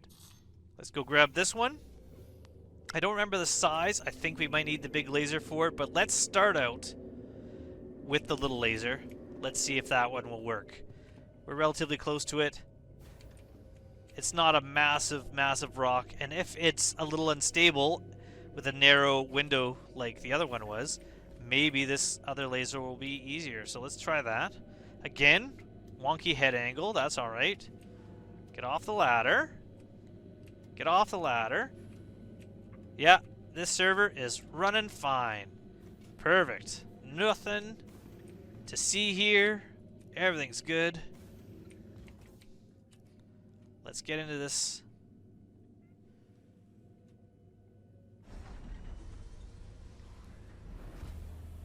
I will say, I kind of like the beam above as opposed to the beam below, like in the Prospector. So first things first, can I just grab this? Laranite. Get the extraction to work. Did that not come into my thing, or was it Terranite? No, it said Laranite, but how come I don't have any showing up in my cargo? That's not a good sign. Well, let's see if we can fracture this.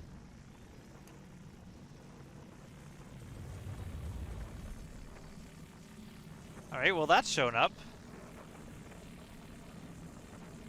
Maybe it doesn't show up in my cargo because I only have a certain number of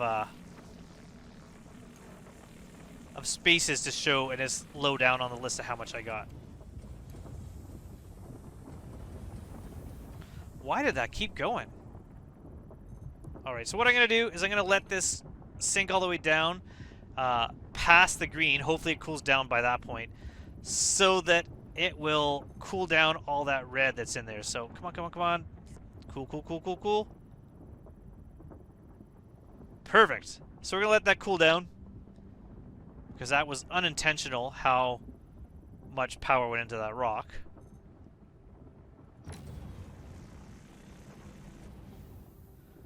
Might as well keep it close. Okay, so that's going to work using 20%. In fact, even 19 might work. Oh, 20 might need. 21. There we go. We're moving again. 22. I'll take this a little bit slower.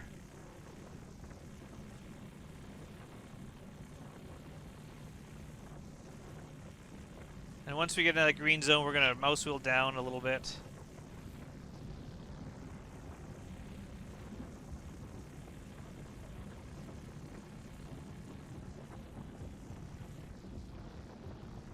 There we go. Much better. Much, much better. Alright, and this one kind of spread out a bit, so that'll make it a bit easier to kind of look through everything as well. So, what do we got here? Laranite. So see, Laranite's showing up now, so I don't know what happened. That last one didn't show up when I sucked it in.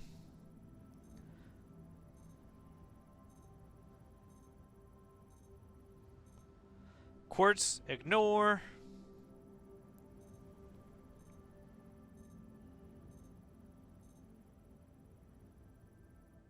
Quartz, ignore.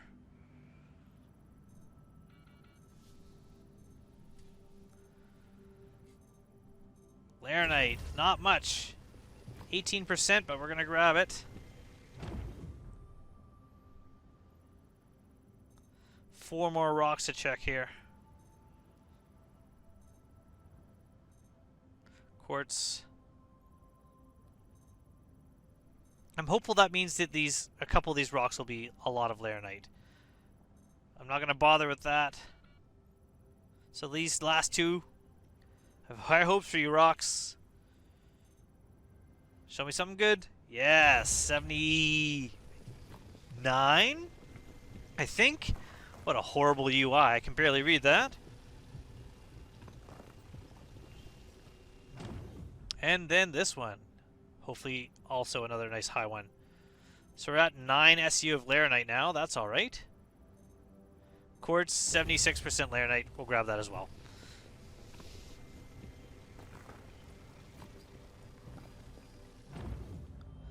Now, can I look at that one? I can't. You know what? I'm going to try my luck at finding some Quantanium. So I'm going to leave that last little one there, and I'm going to fly off. And if I can't find Quantanium, I'm just going to go do a little bit of refining. So we'll see how lucky I can be.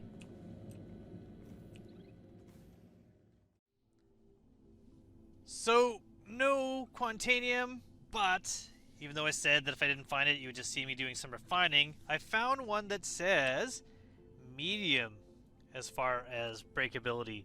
We're going to give it a go with our laser here. And you can see I did find some more Terranite. I did find a little bit of beryl in this location. So we're going to just try first putting our laser on. We're going to slowly increase our power. There you go. It's starting to show up there. So the fact that it's hard to put power in this laser makes me feel like this will be okay, because I can always turn it off or drop laser power before I overcharge. So medium might actually be easier because it's not as fidgety. Instability 93.57, resistance 14%. Resistance isn't bad. It's the instability which will get you in some cases, because all of a sudden your power will drop and you put more power into the rock and all of a sudden it goes spiking up again. Also a relatively narrow green band here. We're at 58%. I'm going to go down to about 56 as we get close. Just let it slowly crawl its way up there. That seems to be kind of holding, but it is... There we go. Now power off, power on, power Power off, power on.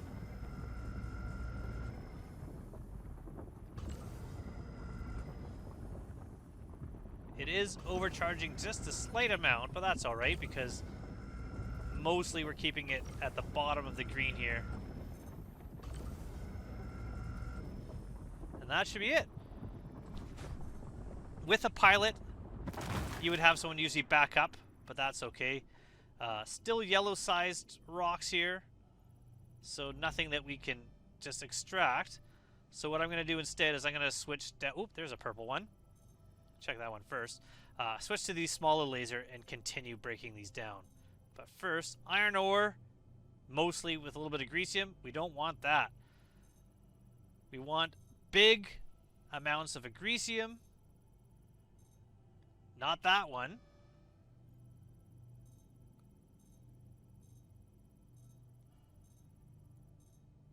Not that one. Where's all the agresium? There it is. That's the one we want, and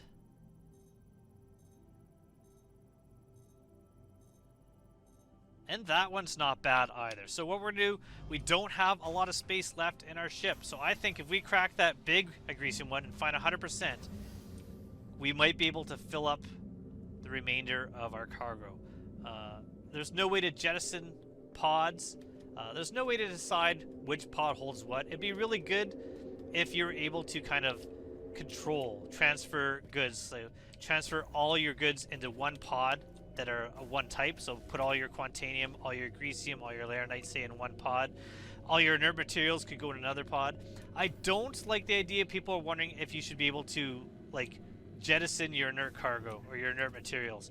I think once it's in yours, it should be in yours. I think that's a good balance as far as mining. It's when you're getting into ships that have refining and you can decide if you're going to refine that or not. But being able to just suck up everything and get rid of the inert is a little bit overpowered, I think. But this middle one, that's the one we're going for. 95% agresium. Now you look at here, we have 90 out of 96 SU, actually 90.45. So there's a good chance that we're going to be leaving a lot of money here on the table, but we're just going to slowly crack this one here. 10%'s a little bit too slow. Let's go up to 11.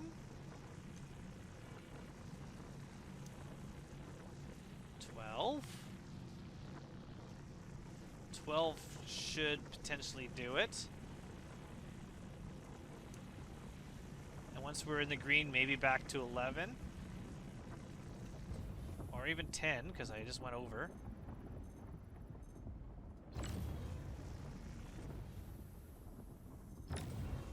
Seems to be doing it.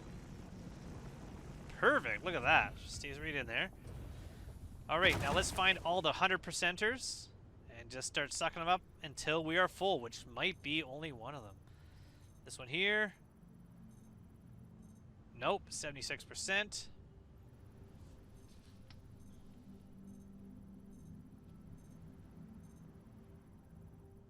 %, agresium. Let's grab that. Ooh, perfect. Okay. Check this one out. And we got 2 SCU left. Let's get 2 SCU of pure agresium if possible. And I think this will do it. 95. And we are full. Cargo is full. So if we look at our end result here, no quantanium, but we have 22.5 SU of terranite. 18.89 of quartz. That's not great. Laranite, 13.31. That's okay. Beryl, 9.16. We also have gold and Hephaestus here and agresium, but all those are down the list. We can't see that full list here. No worries. We're going to go to the refinery, and at the refinery we're going to look at everything. Now we're going to look at 2 things. What selling this would be worth and how much we can make refining. And we're not going to refine everything, although we potentially could.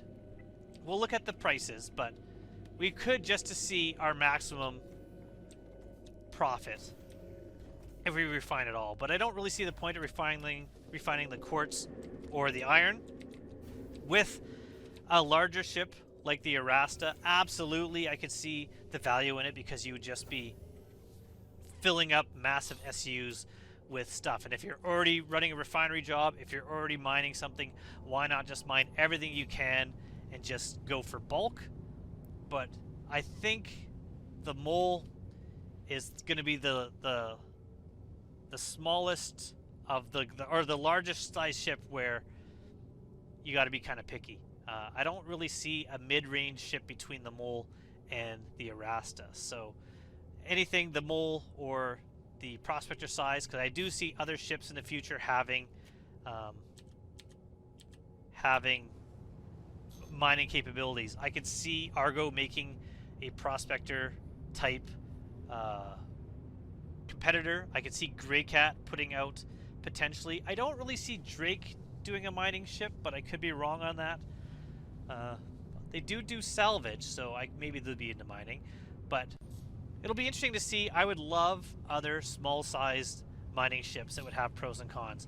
Maybe a small-sized prospector-sized ship that could hold a larger laser, but half the cargo capacity. That'd be kind of a cool thing to do. Not half, but less. Half would be maybe not great. Although, when the ability to drop cargo pods off exists, maybe half wouldn't be so bad. Because that's the big issue right now, is that this ship and the Prospector have way more cargo space than they currently do. But that cargo space is stuck in collapsible storage bags that you can't utilize because the other bags are not able to be replaced. Like, you can't just drop them. In the future, the whole idea with these ships, with these storage bags, so if we look at these storage bags on the bottom here, these, you can see those 8 little squarish looking bags there. You fill those up, you get to a refinery ship, and you jettison them. A refinery ship takes those. You have other collapsed bags in storage that expand, and you go out and you mine again. With personalized hangars or instance hangars and the ability to use the cargo elevators, I'm hopeful that what I could do is I can go to Faithful Dream here with my mole or with my prospector, and then just land in the hangar, get out, use my tractor beam, like my multi-tool or the larger tractor beam, take those off, put those in a freight elevator and store them, and head back out right away, and then wait until I have all my bags filled and stored to go to the refinery and do a refinery job. And that would allow you to do a larger refinery job where you could refine all your quantanium that you got in maybe 4 runs at once, all your gold, so you'd have larger containers. That would be really cool. I'm really kind of hopeful that that exists. If you ever have this issue where I'm holding B and I'm not jumping, it's because I was in the cooldown when I finished calibrating. There is kind of something weird with the game between spooling and calibration and cooldown, that sometimes if the calibration isn't the last thing to go, it doesn't always work.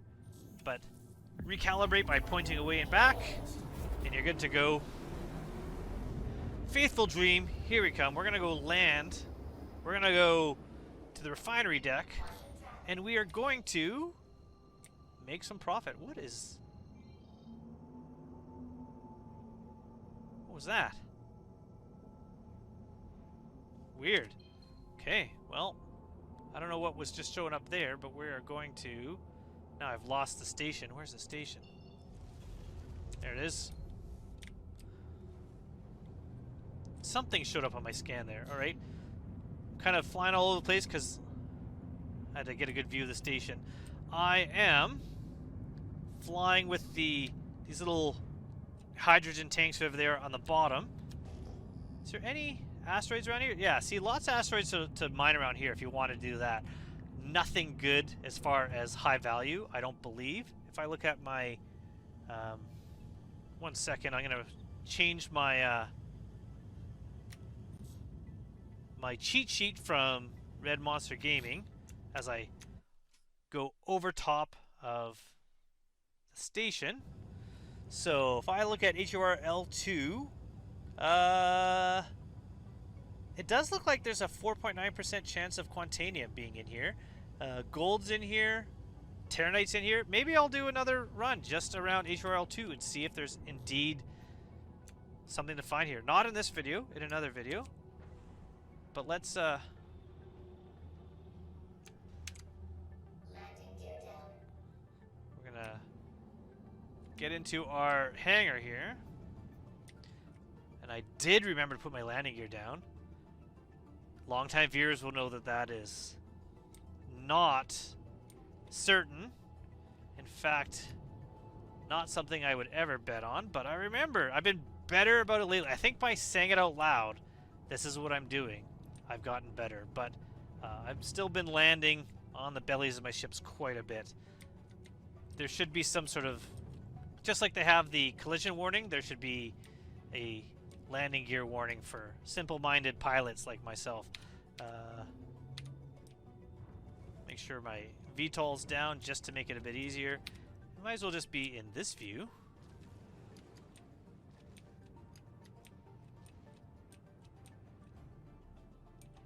It's kind of a cool-looking ship.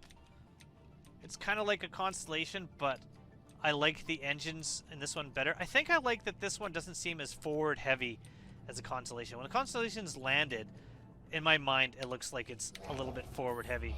Now, ooh, I should leave my engines on for a second. I'll just point out, all of that mining, I've hardly used any Quantanium and hardly any hydrogen. It's actually been a relatively inexpensive trip. Now, I could fill them back up, but I don't feel like doing that right now. We're going to head back out of the ship. Have ourselves a celebratory drink just to get our hydration levels back up. And we know what we're drinking, right, everybody? We are going to drink some Red Cruise, because Red Cruise is the best cruise. So we're going to head down. I don't know if this elevator needs a rework. It might for when components and working on them get a bit different, because there's not a lot of room in there for a component and a passenger. Alright, so let's quickly... Oh, I don't have any crews here. You know what? It was on Everest Harbor there's crews. So we're going to go and we're going to buy some crews at the refinery deck. I believe there's some there. We can grab maybe a case worth that'll leave here for next time.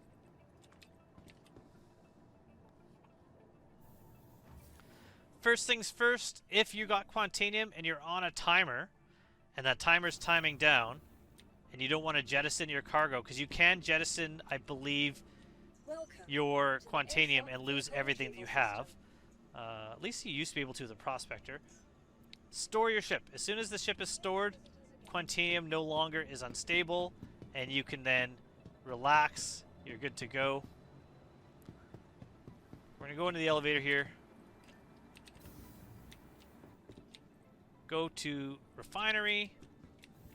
If we can't find anything to drink from refinery, then we can go to the Galleria, but I'm almost certain the kiosk downstairs has drinks. Beautiful locations. I just love kind of walking around exploring. You can go through all these different gantries and gangways and take looks at places. Not a lot to interact with or do there, but they are kind of fun. So I'm gonna go down here first.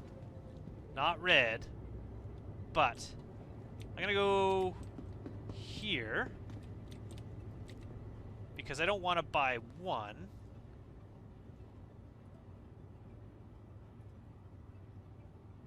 Miscellaneous. There. 155 UEC for 31. Perfect.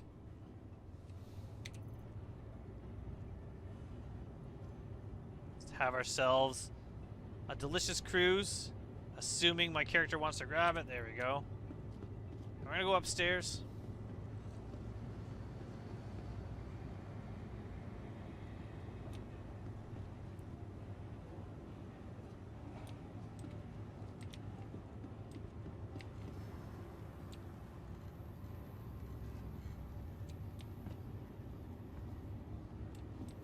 Perfect. Out of the way. So, if you just want to sell what you just mined, come over to the ore sales here. Select our mole. There we go. Now, 117,389 UEC. So, over 100,000. The Greasium, we can sell for 5,000. The barrel for 100. The gold for 3,000. And if you look, that's not really that much. That's only 1% of our whole ship's cargo was gold, and it's worth 3,000. 5%, 5,000. If we look at some things like the Terranite, 21%, 70,000. If we look at stuff like iron, 11%, and it's worth almost 2 grand. So, and that's 12% actually, pretty close. Not worth a lot. Like, it's almost the same amount of iron as it is Laranite, and the price is 15 times more for the Laranite. So, some stuff just not worth much. Surprisingly, inert materials, 13 UEC. Now, that sucks. That's 6% of all our cargo. I've never seen inert materials sell before. I don't think I've ever really kind of looked at that, noticed that. But overall, ammonia, I don't know where that came from, but we got 1 UEC of that. I don't know where ammonia came from. Gold is always our big one. So we're looking at Quantanium, we don't have. Bexylite, a lot of money there. Ooh. Bexylite, a lot of money there for it. We only got 0.2%, but it's still, that's one of our biggest sellers. Gold's our big seller. Terranite, our big seller. Then we're going into our Greasium. Then we're going into the barrel. Then we're going into Borace, which we don't have any here. Hephaestonite. Hephaestonite? I don't know how to say that. And Laranite. Those are the ones that we wanted to get. Those are the ones that we wanted to refine. So if I sold everything, I'm just over 100,000. If I refine it, it's going to cost me some money. And refining takes time. So we're going to select our mole again. And we're going to set up a work order. Different things. So the Cormac method, we look high speed, moderate cost, low yield. So low yield. So you lose some of your refined goods, but save money. It's a bit faster. Dinnick solvent, very low speed, very low. So let's go back to the Cormac method. Let's say we don't. Well, let's do all this. Bexylite, sure. Iron, sure. Gold, Laranite, even the quartz. We're gonna do it all. Terranite, Hephaestonite, the barrel, and the Greasium. And we can't do the inert materials and the what was the other? There was something else on there. Some sort of gas that was on there that's not on here. Interesting. So if I get a quote for this, though, it's going to cost me 27,000. It's going to take 1 hour and 48 minutes. Now, Dinnick solvent, get a quote. Less money, 3 days in order to do this. Actually, more than 3 days. Normally, I do Dinnick's, but with this, that's not worth the price. So what I'm going to do then, I'm going to try to find something low speed. No, I want high speed, high yield. What is that? High yield, low speed, high cost. How high? 14 hours, 84,000. Only because I want to get it done quick. Normally, I would do Dinnick's. I would leave it for 3 days, 4 days, come back. Just go out, do another run, do another run, do another run. Do a run, a whole day of mining, and then I'll come back and I will do a Dinnick solvent solution, which is what I always do. And then, you know, a few days later, doing some other stuff, doing some cargo running, doing some salvage, come back here and grab my goods. But because I want to see how much I can sell for, the yield should be pretty close to Dinnick's. Might be a bit different, but what I'm going to do is I'm just going to confirm. It's going to cost me a lot more, but for 14 hours means tomorrow morning after I drop my dog off for surgery, I can come back and grab this goods, and then I can sell them and see what we made. Now, at any point during this, oh, there we go. There has been an issue where it hasn't signed people out and it breaks the terminals. So at any point, I can come here and I can select a ship. I don't have a ship currently here that I can select, But if I have a ship that can carry cargo, I can select it, and then I can collect what has currently been refined, which is so far only 4, 5 SEU. Like, it's slowly going up. And these are the micro SEUs, but you can at any point stop the refinery order, but you're not going to get all the refined goods. Also, when I was doing that order, if I chose not to refine the quartz or the iron, and I sent in my refinery order, everything else is lost. You can't sell the cheap stuff here and refine the expensive. That is not an option. So what you choose affects how much it costs to refine, how much gets refined, and how long it takes to refine, as well as the different solutions or methods in order to refine.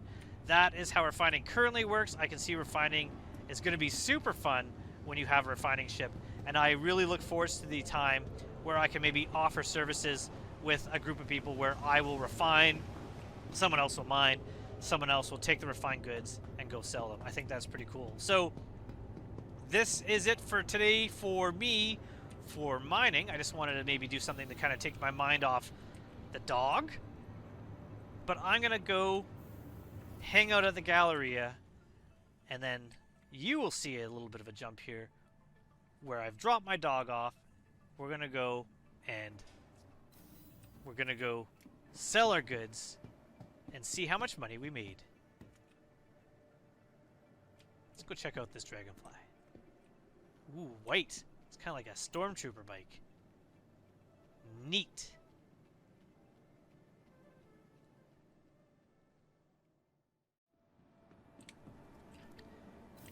And we're back, citizens, and we're heading to the refinery. So it is now the 12th. It is the next day. Everything has been going fine as far as refinery jobs, and it should be done. I should have got a message on my HUD right at the top here when I woke up telling me refinery job at this station was done. And that's kind of handy so that if you are putting in refinery jobs and flying off and doing other stuff, it'll remind you that you have stuff to come get when you wake up. But I didn't look at the beginning, so I don't know. I just recorded, actually standing right about here, kind of an intro to this video, talking about how, as we speak, my dog is currently being operated on, and hopefully things are going well. So fingers crossed. I mean, we're really close to Fortuna, so let's hope that things are going well.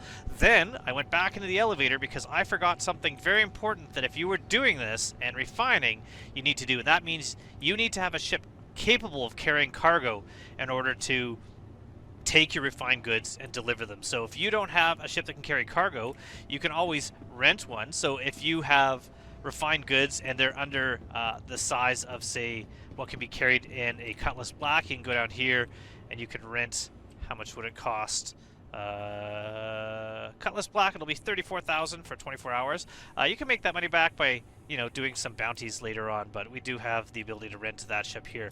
I do have my in-game bought MSR, my Star Runner, so we're gonna use that one, and we're gonna put the cargo in there. So you need to have it stored at this location. So I went back to the ASOP terminals and I called the ship to this location, had it delivered here. So one completed work order. Yes, that's exactly what we want. So down here we select. Now you notice the Argo Mole isn't down here. If you have an Argo Mole and you have a Prospector, those do not carry cargo. Once you refine the goods, you can't use them to carry the goods somewhere else. So I chose the Star Runner. You can see here I have plenty of room to put everything in. So I'm going to select that. I'm going to collect that. Collect. And wait. And there you go. Everything is being transferred over to my Star Runner. Now, this is where things might change. I'm assuming that in the future, you're going to have your goods delivered to like an internal cargo area, like a cargo deck almost. And then when you go to your hangar, you can call the cargo up and load it into your ship on your own. I think that would be a cool way to do it. And then it won't matter if you have too much stuff. Because if your job that you have to refine is too big, it's bigger than what a ship like the Cutlass Black can hold, you can't then select it to go be delivered into that ship. So you need a ship bigger with storage space than what you have. Now, if I had other smaller jobs, I could add other smaller jobs to the Star Runner till it's full, but you can't take part of a finished completed job. But with the ability to then put stuff into a cargo, like a freight elevator, maybe then it wouldn't be an issue. You could just, you know, do a multiple jobs, or multiple routes, I should say, to deliver refined goods. I think that'd be pretty cool. Also, it'd be pretty cool if you could then start parting off and selling refined goods to the station. That'd be pretty neat as well. So we're going to choose the Star Runner here. Hangar 8. And we're now going to go sell. So you can't sell. You can sell raw material here, but you can't sell the refined goods. You have to go sell those at a city. You have 3 choice. Oh, I guess 4 choices. I think you can sell at Grim Hex. I never would sell refined goods at Grim Hex, but I think it's an option. Technically, you could sell at Orison, but why would you fly to Orison to sell? It's not easy to sell. New Babbage, if you are refining near there, that's a good place to go. Where I am, always being at HUR L2, Lorville or Air 18 are the 2 to sell at. If I'm planning on selling a number of things at once, like if I did salvage, so I'm trying to sell guns and components and cargo, Air 18 is my preferred. But if I'm trying to sell at like just the cargo like this, I'll probably go to Lorville. Now I could use this little elevator and bring myself up, but if it's down and you don't have anything in your hands, this is always faster than using the elevator. It's just climbing up and jumping up is faster. I love this ship, even though it is a bit of a maze sometimes. I still get kind of confused which way is Habs and Recreation. I always get those backwards. I don't know why. And all the doors, originally you could lock the doors open, and then they changed these panels and you've never been able to since. And I believe I can understand from a keep the ship sections airtight sort of way why you wouldn't want to be able to do that, but I really miss having all these open corridors. And just like anywhere else, my big complaint of so many ships, why can't you have windows in the ship that kind of look out? This habitation area, I mean, it's got some weird things. I also kind of wish that at least a captain had his own room, so you could have a captain's quarter and then crew quarters. Also, by far, the dumbest design, where you get in here, you can sit on your little toilet here, and look across at the other person if you don't close your door there. Why would you do that? First of all, why do you need 2 toilets? You don't need 2 toilets. I mean, there's only 3 people. No sink, little tiny sink there, but like, why not? Even if one was a shower and one was a toilet, it would make more sense. Weird design. Also, I kind of wish, I mean, I understand this is supposed to be like the Millennium Falcon, so I understand that's why you have a chessboard, but either make it kind of a more futuristic chess, or, you know, at the very least give people who are going to play chess seats that they could sit at to play chess, because who would stand here playing chess? But if you do know the secret of this table, it's just, it moves out of the way. It leads to some cool underground, or not underground, but under deck passageways. At the same time, also, I would love it if there was more of a gameplay reason for the storage underneath. I think that would be a better place for the server room, to have it in the crawl spaces underneath, because then that's why you're under there. You're smuggling stuff that's under there. But overall, I still love the ship. I don't fly it nearly as much as I should, because I really, really do love the Star Runner. It's probably one of my favorite ships overall. So we're going to set ourselves a route while our shields spool up. We're close to Lorville. We're going to go to Lorville, so...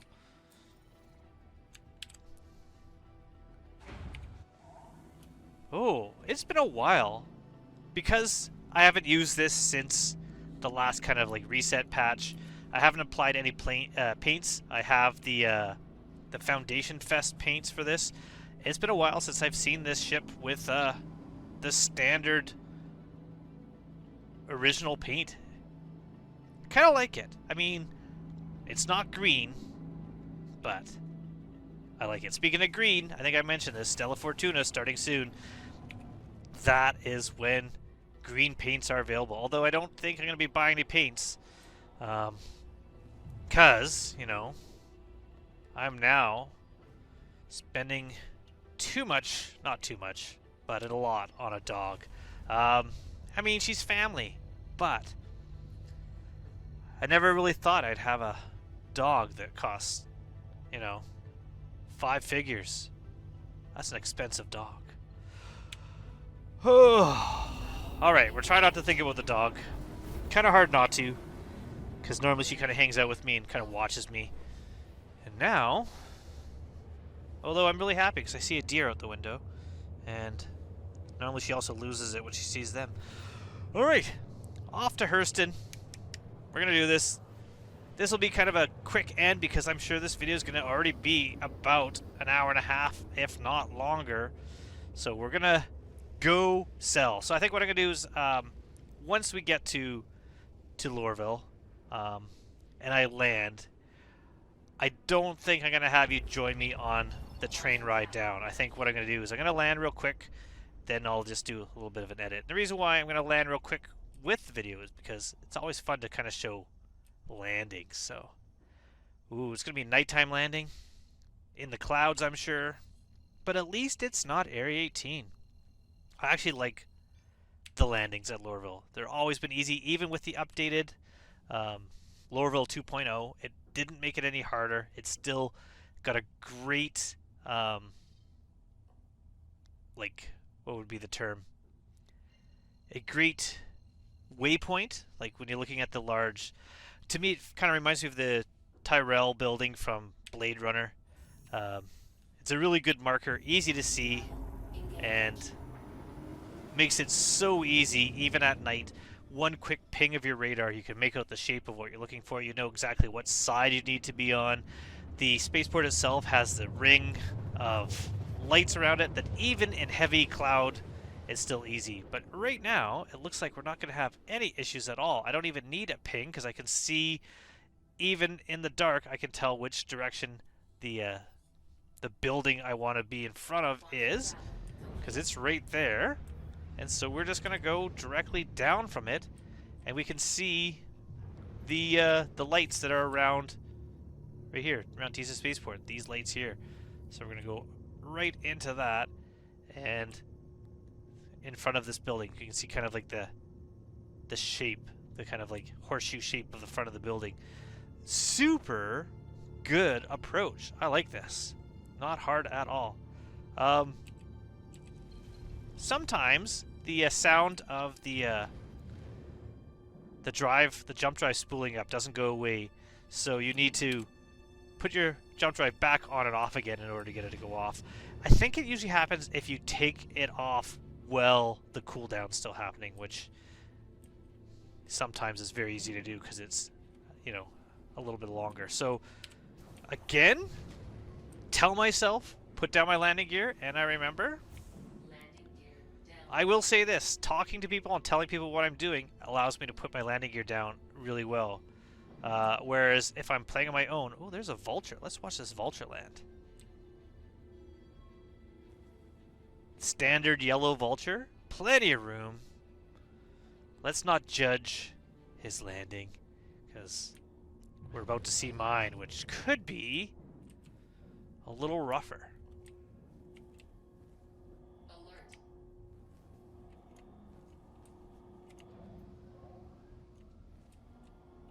Ah, not bad. Perfect. Now how close am I to that wall? Oh, not bad at all. You know what? I will take it. Alright. We're going to go look at our cargo. We got all our cargo here. Also, I think I have... This is where all my paints are, yes? So I can put some paints on this Star Runner. So we're going to go through the server room. So see, this is what I mean. The server room... Here's some gripes I have. I know I say I would like windows on the outside of the ship. Why not a window here? This is something that I've put on Spectrum many times, where this would be the perfect place for a window. You could look down inside your cargo hold and see if anyone's coming up your ramp, see how your cargo is, see the state of vehicles if anything shifted. I think these turrets could stand to be remote, only because why are you putting yourself out into space? But I mean, it is very Millennium Falcon to have the turrets have you exposed. And then why is your server stuff here when it could be down below? The scanning room, I really don't have an opinion on the scanning room right now because it's not in the game. Functionality is not in the game. But it does seem to me like a lot of space. When I was saying it'd be good for the captain to have his own quarters. Seems like a lot of wasted space on this side of the ship as well. We're going to go down in the cargo hold.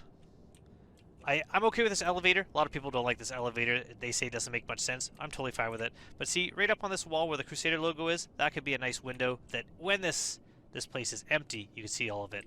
I don't know if there's any cargo in the smuggler's hold, but it's been broken for a while. This is something that I put on the issue council as well, that it's missing the internal stuff.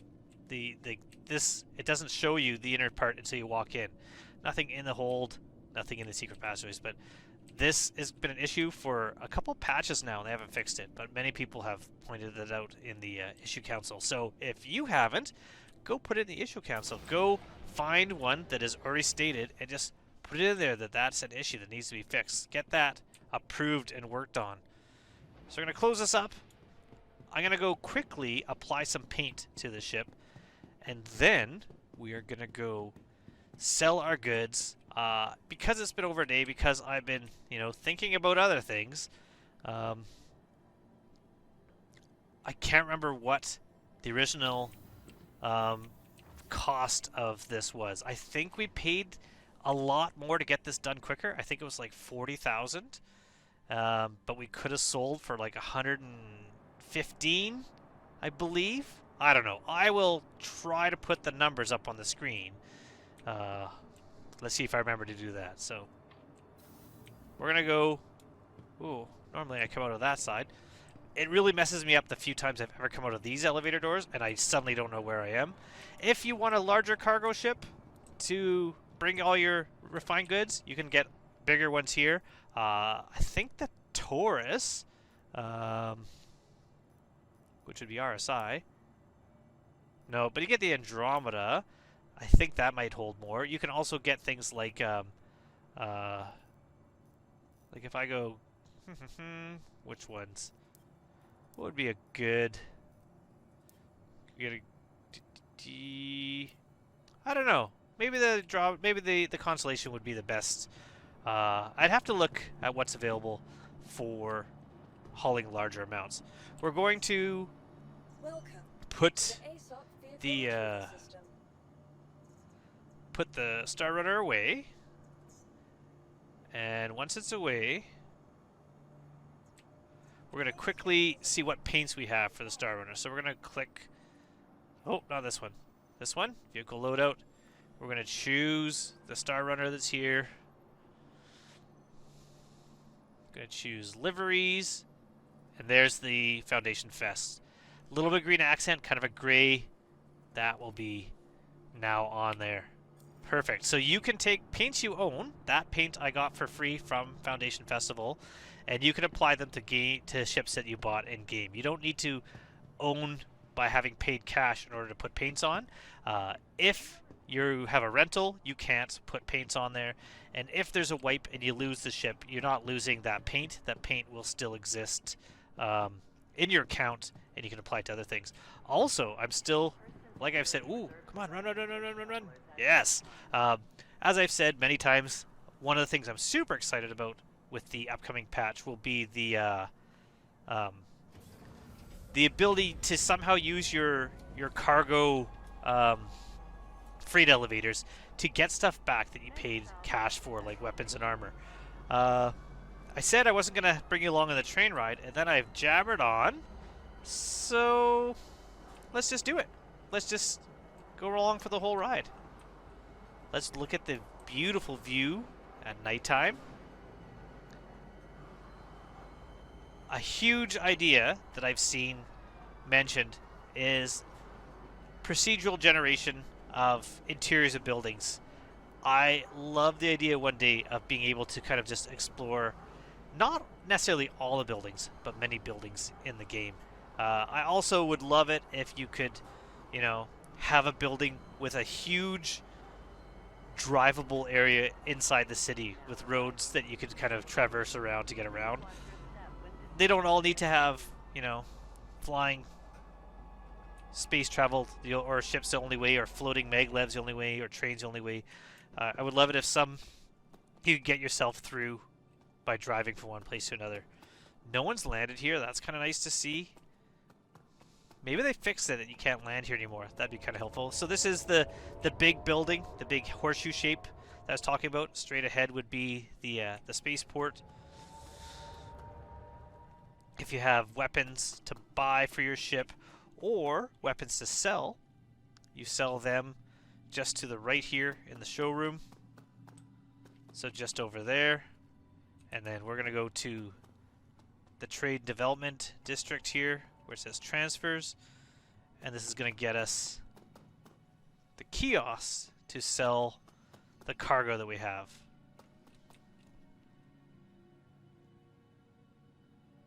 Well, that's unfortunate. All right. So in one of these consoles here, they fixed something a while back. I'm super happy at. There used to be a reflective light every time you stood here. There'd be a reflective light right in the center. You'd have to like work off to the side to see what you're doing. I don't think any of these have that anymore. And that one kind of does. But imagine like that bright white, but right in the center when you're staring at it. It was really annoying. So we're gonna choose our ship. So select location, Star Runner. Now we have all of our things here. So I could write down, I guess, the amounts we're going to get on this, and then I will put a total up at the end. So Terranite, 19 SCU, 146,000. So right away, I think that is more than what I could have sold the unrefined stuff for. I think so. Gold, only 1 SCU, 7.21 thousand. That's only 1 SCU. This is why you're looking for gold. If you can find a lot of gold in an asteroid, that's a good amount of money. Quartz, get ready to be underwhelmed. 17 SCU, less than 1 SCU gold. Basically 6.7. Hephaested Knight, 5 SCU, 13.4.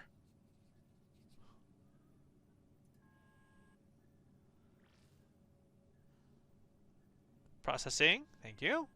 Laranite, 12 SCU, 35.1. Good. Next one will be Beryl, 8 SCU for 22,000.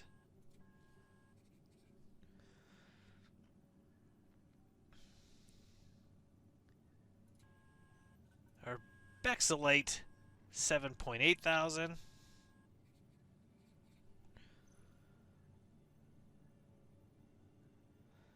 And Agricium, 12.3 thousand. Now I'm going to point out one thing. That's not all our cargo.